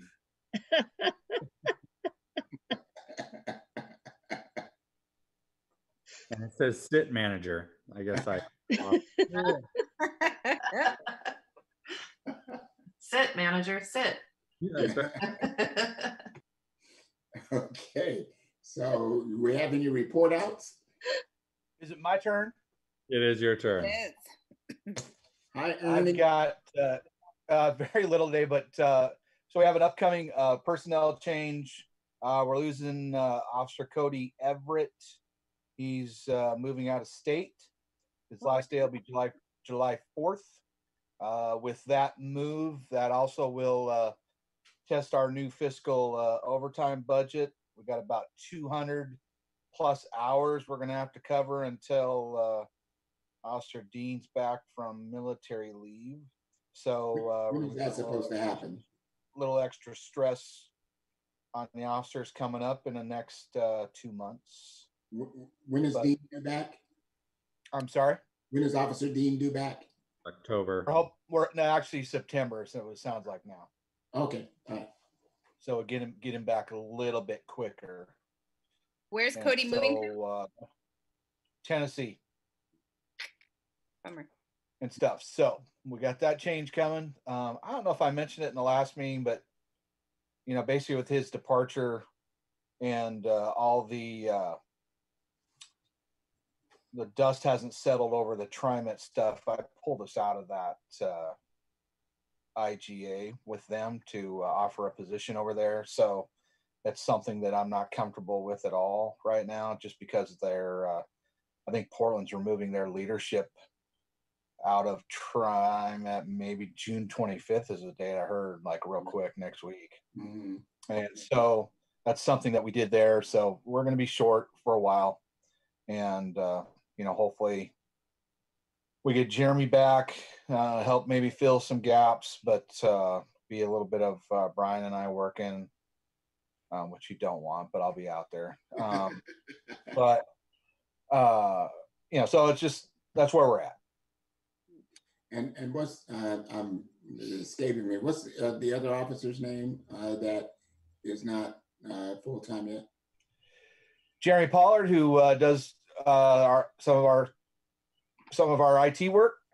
It seems like there's Ryan Burdett. Ryan. Oh, yeah. Ryan Burdett's our other. Yeah. So Ryan obviously now is, you know, he steps in to Cody slot. So is he going to be made permanent now? Is that what? Yeah, that's how that'll work. Okay. And okay. stuff. So that's good for him because he Right. had been working part-time out at the sheriff's office. Also, we were allowing him to do that and stuff, Okay. cover some stuff. So that helps, but we're still down one until Pat gets back. So Okay. I understand. A drain on our officers and stuff that's going to be going on. So yeah. And that's all I got for right now. All right. Thank you, Ernie. Yep. I've just been managing my seat. That's all I have to do. Sit manage. I know that you were having way too much fun riding on the lawnmower this afternoon. I sat there and I watched you, and you were just having way too much fun on that lawnmower. That's right. I had to get out there and chop it all down. I had to get some sun today. It was my one break in the day to go outside. But yeah, you know, it's been busy, as you can probably imagine, with everything going on in today's world news. It's not only that, but it's like everything reopening, people getting back out there. A lot of people calling in now that we're open with like pent up complaints they've had for months. There's no one to really complain to. Maybe we were still here. They just didn't know it, perhaps. Right. But you know, and it is summertime, and as weather changes, people get outside more. So we're seeing a little bit more of that and upticks. We also have the TSP is ongoing. Every week we're doing something different. We have a management team again tomorrow. Fridays, every Friday, management team in the morning, followed by a governor's phone call, followed by a League of Oregon Cities, followed by usually a conversation between the mayor and I going, what did we just hear? And you know, we just saw 278 cases yesterday. Yeah.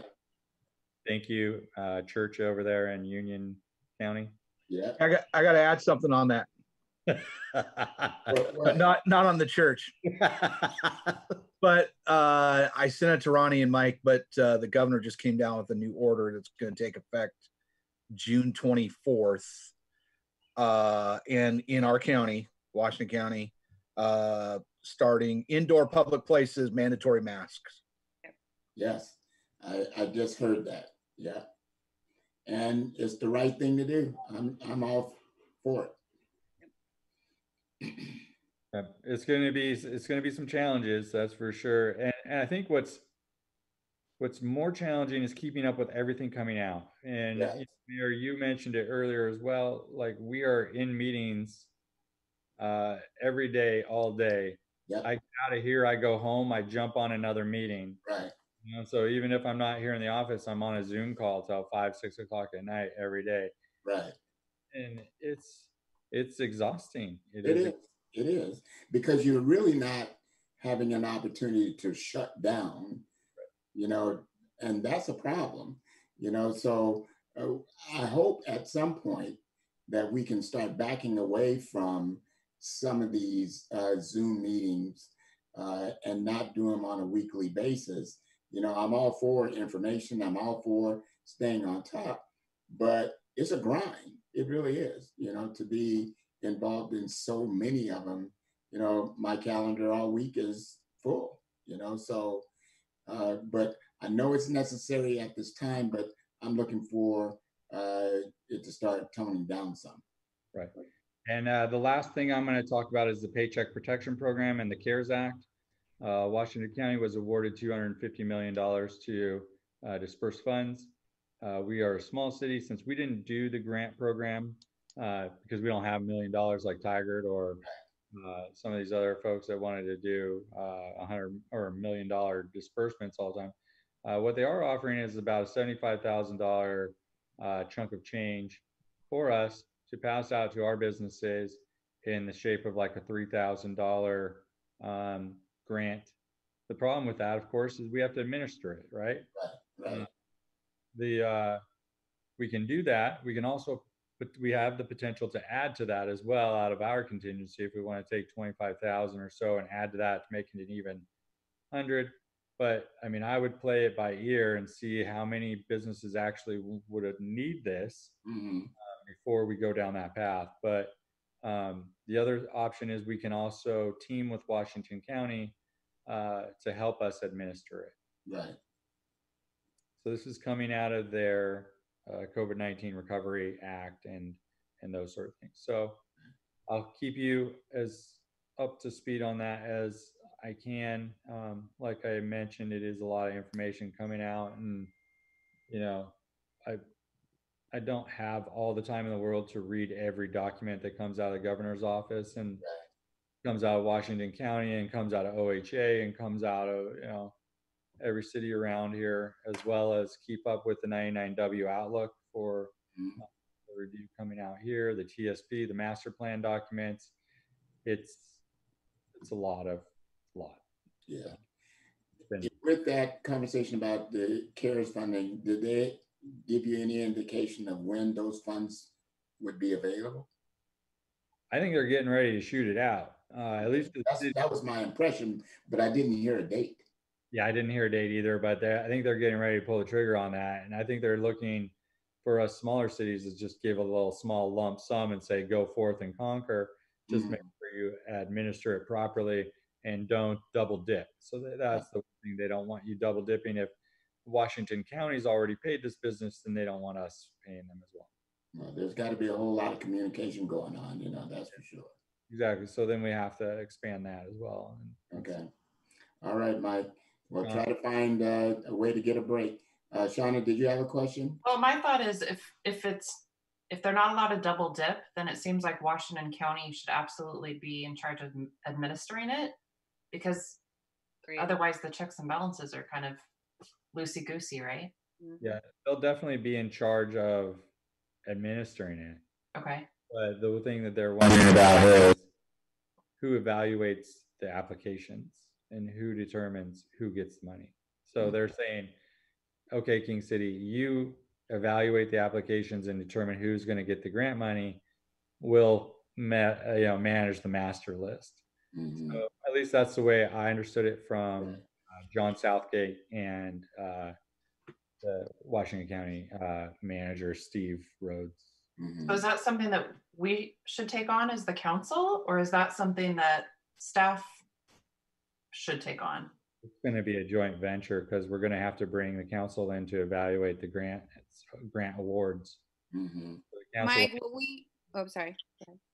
Go ahead. Will we have access to like the CBDG? You're getting tired. We're gonna go right. We're gonna go right through that. Has that phenomenal kind of grant evaluation software? Is there any discussion about, you know, giving us access to like that program? Because I know Washington County uses it as well. I mean, I don't have a program. I try to stay as far away from that program as possible. Oh, I love that program. It's so good. You can like, I love it. I love it. You can like, you know, do all the stuff. Anyway, But I mean, are they? I guess what I really mean is there going to be administrative protocols or other support for all of us, or are we really reinventing the wheel as far as how to even process the evaluation and implement our own protocols? Are they going to like give us a package? I'm pretty sure they're going to give us a package. We can ask for help, and I would suggest we do. Right. Because we not have, and that's what I was fearful from the very beginning when we considered, setting aside $100,000 for some sort of relief for our businesses. Is like, we're not equipped. Right. Like how? So we don't know. We don't have access to their bank accounts. We don't have access to the credit history. We don't have access to, their business licenses. Like, are their business license like legitimate or have they expired? Right. We don't have any access to that, and then administering it and being able to check all those boxes to make sure that they actually aren't trying to scam the system. We don't really have those checks and balances here. Right. So that was most of my concerns earlier. Sure. Mike, I sat on a subcommittee of the City Council and Planning Commissioners at Tigard, and we evaluated applications for not only for grants, etc. And I'd be glad to help if I can be of assistance. Okay, much appreciated. Having just gone through the CBDG process myself as well, I'm happy to help with this wherever I can. Yeah, Okay. Me too. Since I've been through, I'm happy. That's what we need, because the staff is going to need as much help as they can get with all that's going on. This line right here will help. Okay. Hang on, let me move them around. But Hey, that's a hint towards you. But I think what we also need to do on this is we also need to go knock on doors. Right. To be honest, we need to go around to these businesses that are right over here in the plaza and down 99W and be like, hey, we're looking at this CARES Act grant opportunity that is local, and it's only for King City businesses. So, well, it sure sounds like there will be an opportunity. And I'm looking over here at Kate in the bottom left corner. Will we have the opportunity to put together a document that says these are the boxes that need to be checked, and hand them out to these businesses to say, this is what's going to be available, but these are some of the things that you need to be able to demonstrate in order to take advantage of it. And when all that information becomes available, it would be to our benefit to knock on doors and hand them some information that says this is what you will be expected to do.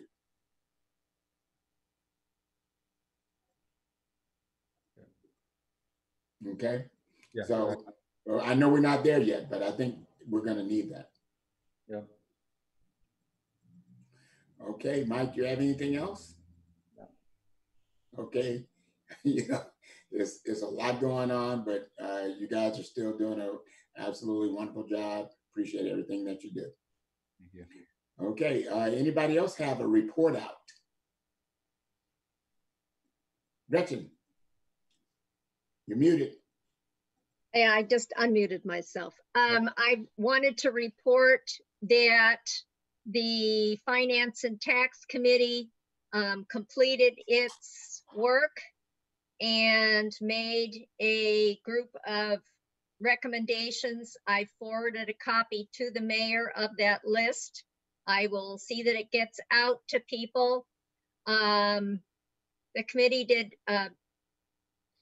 yeoman's work. We met for 25 hours over a 2-month period in 4-hour meetings at a stretch. And we came up with some good proposed legislation. Specifically, one, the most important is to put a bill to the legislature to propose a constitutional amendment to remove local option levies from compression. For those of you who don't know what that means, compression was set up, we set a limit in Measure 5 back in 1990 for $5 for school districts and $10 per thousand for other jurisdictions, cities, counties, etc.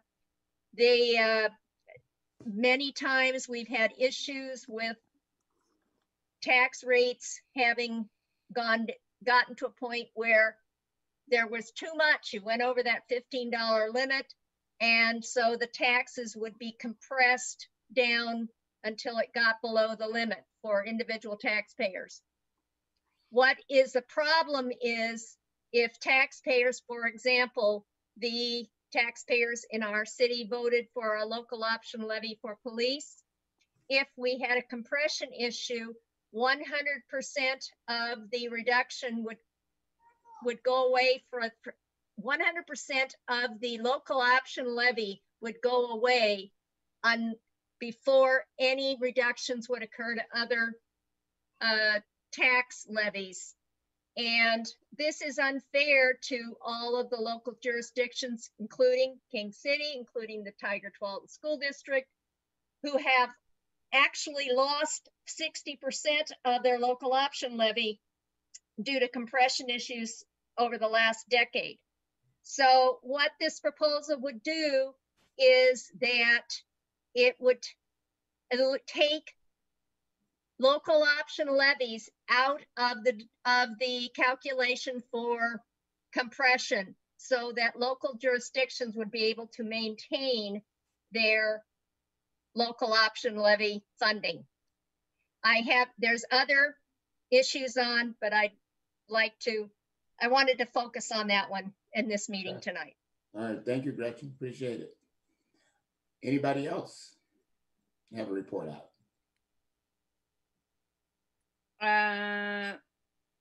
So I'll do a quick update. We're doing updates just voluntarily? Okay. Sorry, I had to run down. My food got delivered downstairs. So last weekend, King City had a small, socially distant, mask-wearing demonstration at the intersection of 99 and Durham Road.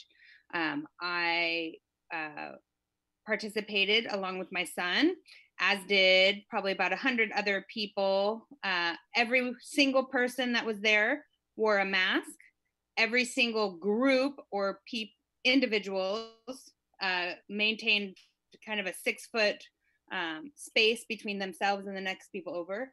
It downpoured, a torrential downpour, and we didn't lose anyone. In fact, we gained a few more people. There was kind of a steady flow throughout.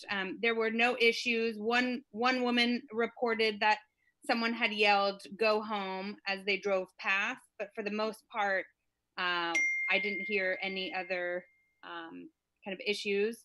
There is a lot of talk about trying to do something again in King City. A lot of people did not know about this demonstration. It was kind of a grassroots effort started on next door by KCCA resident, Mary Miner. So there are some talks. Being involved in some of those talks, I am ensuring that anything that is organized, whether I participate in it or anyone else participates in it, that social distance and safety is strictly adhered to, and that given our population, right, that's kind of at the forefront of any kind of organized efforts. So that's well understood, certainly by any homegrown organizers. So, but there was a lot of support, and it was wonderful to share that with my son. Yeah. Second, I have been in touch with the student leaders of the Tualatin School Board. So we're trying to, they are definitely interested, Mayor, in meeting up. I'm trying to get some dates from them. So once I have some suggested dates, I'll circulate that and we can kind of follow up. Gretchen, I'm meeting with Dr. Sue tomorrow. That's fine. This is the student leaders of the student union. So the Mayor, as soon as I get some dates, I'll send them that way. Okay. I have been in touch with there's a lot of reaching out from candidates interested in talking about November. So trying to keep those at bay, but it's been interesting to see who's reaching out and wanting to have King City. You know, I think the fact that so many candidates are reaching out to me, I'm sure to the rest of you, it really shows that our growth is really impactful on a lot of different levels. And so that's been interesting. And what else is happening? I was contacted by a couple people in the KCCA, or at least through my capacity at the foundation. There's going to be a small 4th of July parade in the KCCA. They are doing, I think they have like a 15-car parade that they will be doing through their own neighborhood. Is it golf carts? Sorry? Golf carts? And yeah, I think there is some, I will admit there is some confusion. The person who is organizing the car parade, it's unclear if they are doing in addition to the golf cart parade, which they do every year, or it's a separate parade. My understanding is it's a separate parade. So I leave that to the KCCA. They will, you know, but I think we're going to see a few little pocket events of, you know, celebration, but there is no citywide event. The foundation is not, you know, organizing anything due to safety concerns. We are going to have, the foundation is going to have a food truck come in next week. And this is probably something that we are going to start doing. And I don't know if Annie, if you're still on the phone, if you could chime in a second and give us that date. I think it's the 26th, whatever that Thursday is that week of kind of late June. But I think we might, sorry? It's going to be Thursday, May 25th. And if this works out, we are hoping to bring this as a bi-monthly or monthly event to bring neighbors together while keeping them apart, to show our neighbors how we can do this responsibly, and to continue to demonstrate proper masking while we're not eating, and generally safe practices. And support local businesses, right? Yeah, that's the important part. When Annie and I talked about it, I fully support the idea that this is an effort to support local businesses and to try to help them get back on their feet. Right. And has there been a location picked for this activity? Yes, we are going to do it at the park. We are going to call it either Park Picnic Pop-Up or Picnic Apart. And we will encourage people to socially distance in the park while eating their food truck wares. Okay. All right. And this is something that has been kind of tried in a couple different areas, in a couple different cities, and all of currently the Taco King is the food truck. They are our staple taco food truck at the 4th of July festival. So we, you know, it's a huge loss in revenue on that one day for them because of how much money they end up making at the festival. But they have done this in a few other jurisdictions, and so, you know, they know how to kind of encourage social distancing of any lines that build up, and you know, all the safety protocols and so forth. So we're going to test it out. Certainly, there's also the Kona Ice food truck that goes to Deer Creek a lot. I know that I've seen they're interested in coming to King City and doing something like that. So, you know, I think throughout the summer, with safety in mind, I think this is a really good way to support some businesses in our community. And you know. Jamie, yep. Could we get a date, because she said May 25th, which is past Thursday, June 25th. Thank you. You're welcome. And we'll send, we're about to create our flyer and send it out. So we'll make sure that you guys get a copy of that. And I think that is all the business that I have right now. Okay. All right. Well, thank you, Jamie. Anybody else? Okay, just a quick update. Oh, go ahead, Shauna. I just have a question for the police chief, Hapala. My question is, how are the police going to enforce this new rule that Governor Brown is putting into place next week regarding the public being required to wear masks in indoor public spaces? Good question. It's it's not something that we took no enforcement actions on anything prior to this. It's always been an educational, advising people. It may be something to where a store just doesn't allow people in, or whatever the public place is, because if you don't have a mask, you don't get to come in. And so I've not yet seen, she laid out about 4 different orders today, so I haven't seen what kind of enforcement deal, but I'm going to assume that it's going to be something that you're just not going to get in if you don't have a mask. And the other part of that is that I haven't seen. Go ahead, I'm sorry. No, it's all right. That's it. That's all I had. I think it's going to be incumbent upon those businesses, and I think, Kate, you mentioned it in your flyer, that it's important for businesses to clearly post that sign that says masks must be worn. It is, to me, really no different from restaurants and businesses that have said, if you don't have on shoes, you can't come in. If you don't, no tank tops allowed. Those kinds of things have been in place for many, many, many years. And I don't see this as really being any different. So, but there needs to be a sign posted in these businesses that says service only if you are wearing a mask, or something along those lines. I don't know the words, but I think it has to be posted. So do you think is that something that we need to tell our businesses? Right. They've already, Kate, correct me if I'm wrong, the flyer that you put out did have that comment in it, didn't it? It did. So it at that time it said strongly encourage.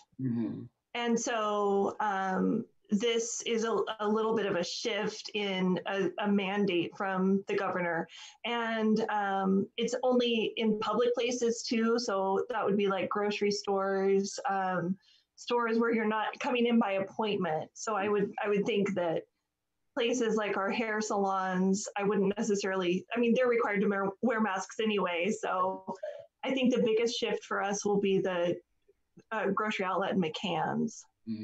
How's that going to work for restaurants? What? How's that supposed to work for restaurants? Yeah. They don't. They don't have to wear masks because they're eating. Yeah, it doesn't, and it's really for the workers. The workers have to wear masks. But if you're eating food, you can't wear a mask. So, but I think it's going to be necessary for those kind of signs to be posted for all of these businesses, and that takes the pressure off of Ernie and his team, because it's saying that the business owner is clearly telling you that you won't get service unless you have a mask on. Okay. So but I think we all need to be prepared for more orders coming down. I mean, if we see days like 250 people continue, which I suspect we will, then, you know. Yeah, we don't know how this thing is going to end up, but, it's a step process. And I know what the governor's doing is correct. You got to maintain the control. And I don't know if you saw too, she's also lumping us all together. Multnomah, Clackamas, and Washington County. It's no longer per county. It's going to be all 3. Right. It is a singular decision. Yeah, that's the way I understood it. Okay.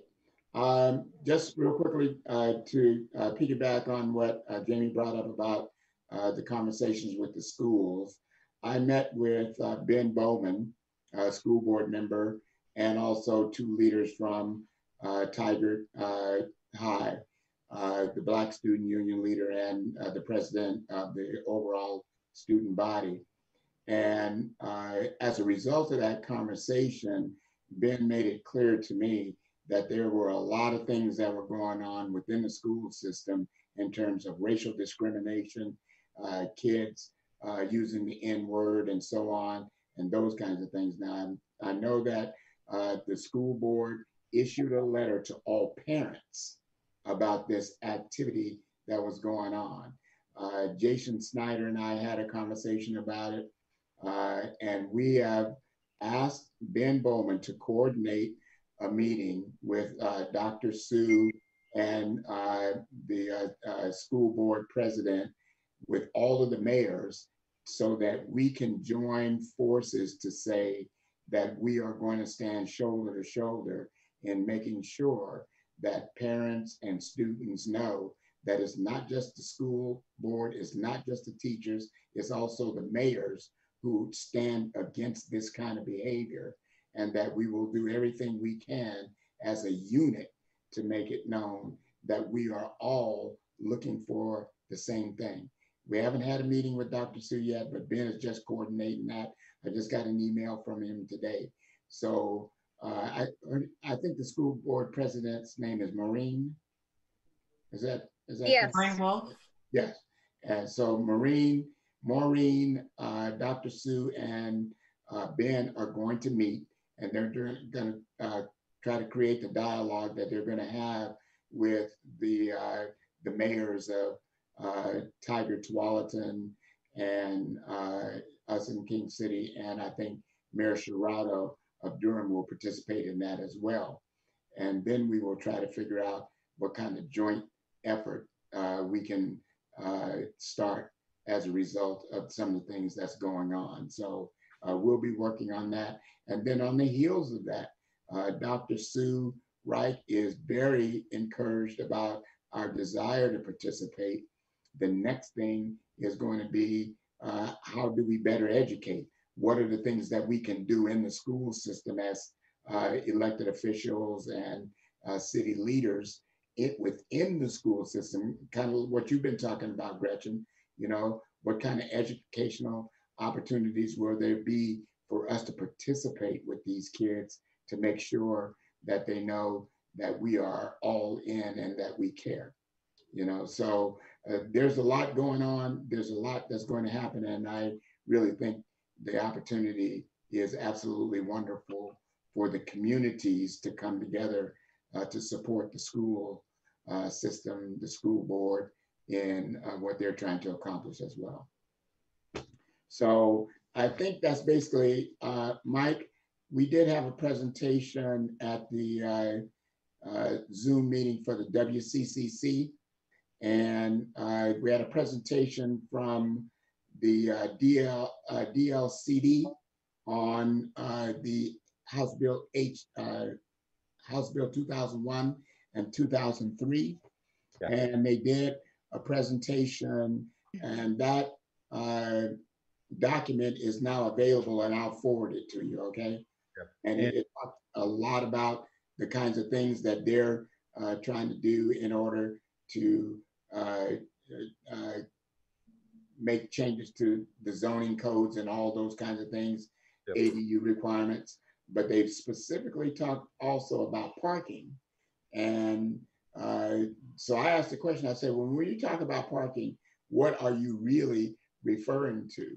And I guess there's a lot of conversation going on about if you're going to build multifamily units, what's going to be the new requirement for parking stalls and the number and all of those kinds of things, parking on the street and all those kinds of things is what they've been talking about. Yeah, they don't want any parking regulations because that raises the cost of the unit. Right, exactly. They kind of talked about that. And so we're going to have to figure that one out. Well, I told them, I said, we already have a parking issue throughout the community. And this is something that we really need to understand and be engaged in. Right. Yeah, it's going to be a challenge for sure. As you're aware, I think I sent it out to the council, but we did get awarded a $35,000 grant from DLCD to work on code. Oh, yeah. That's right. To House Bill 2001. So Keith has been kind of putting together the framework and outline for the changes that we're going to have to do. Mm-hmm. Just sent in the 35-day notice for the accessory dwelling unit change. I think that's going in today, or actually, I think tomorrow is our deadline. So it needed to go in today, I believe. It went in today. We just got email confirmation that he just sent it in, and I just sent it off to the newspapers. Okay. And I know I reviewed it, and Peter reviewed it, and Keith reviewed it. So we should be, there's a few things in there that we're probably going to need to tweak and amend. But overall, I think that'll be a big first step. But it's a challenge, I think, because when you read into the intent of House Bill 2001 and 2003, intent is anywhere where you can put a single family dwelling, you should be able to put a duplex, triplex, or quad. Right. Right. So what's interesting though is the way our code is written is like, okay, yeah, you can do duplex, but now you need to double the size of your lot. You do triplex, but now you need to triple the size of your lot. It's kind of like, I don't think that's the intent. Right. So, you know, we went through our code, we identified a few of these things. We're going to have to do more of it over the next 6 to 12 months. So just add that to the master plan and TSP stuff. You can imagine. Okay. Well, once again, you know, there's a lot of work to be done, and you know, we're trying to find that balance between affordability and you know, getting the kind of density that everybody's been talking about all along. And you know, so we're going to have to figure all that out. Yeah. Okay. All right. Well, listen, you guys, wonderful. Jamie. Mayor, when are we going to do the assignments? Have we decided to postpone that for a bit, or? Well, no, I don't think that decision has been made, but I think it needs to be done. Yeah, I do too. Can we put the assignments on the next agenda so that we can kind of get a clear understanding of who's going to do what? And I think that's a good call, Jamie. I think we need to do that. Okay. And especially since now Shauna is well, exactly, yeah. We need to get her assigned to about 10 different things, just like everybody else has. That's right. I'm only kidding. All right. So yeah, let's do that. Ronnie, can we get it on next agenda? Yes, we can do that July 15th. Okay. And what would be helpful, Ronnie, is if we could get, at least for me, a paper copy so I can be writing on it. I'm having trouble, as you know, getting to documents. I printed one out for you today. Okay. For you. Well, my breaking my hand sort of, I've been at doctor's appointments. Oh, no, I understand. Nope, I usually always have one printed out for you. Okay. Okay, team. Thank you guys for all that you do. Thank you for being who you are. We are blessed to have a great team, and I appreciate you. So welcome aboard for the Planning Commission, Kate, and welcome aboard, Shauna, for the City Council. And everybody have a wonderful evening, and we'll see you guys. Jamie, could you please give me a call as soon as we get off the meeting? Can I do it tomorrow morning? Are you around tomorrow? I need it tonight. Okay. Because I'm meeting with Dr. Sue at 9 o'clock in the morning, and I need to talk to you about something. Okay, sounds good. Okay. All right. All right, guys. We have a motion to adjourn then. We need a motion. Got it. Thank you. Can I get a second? Second. Thanks. All in favor, raise a hand. Take that as unanimous. Thank you all very much. You have a nice evening. Thank you, guys. Thank you. Gretchen, what's tell me your number so I don't have to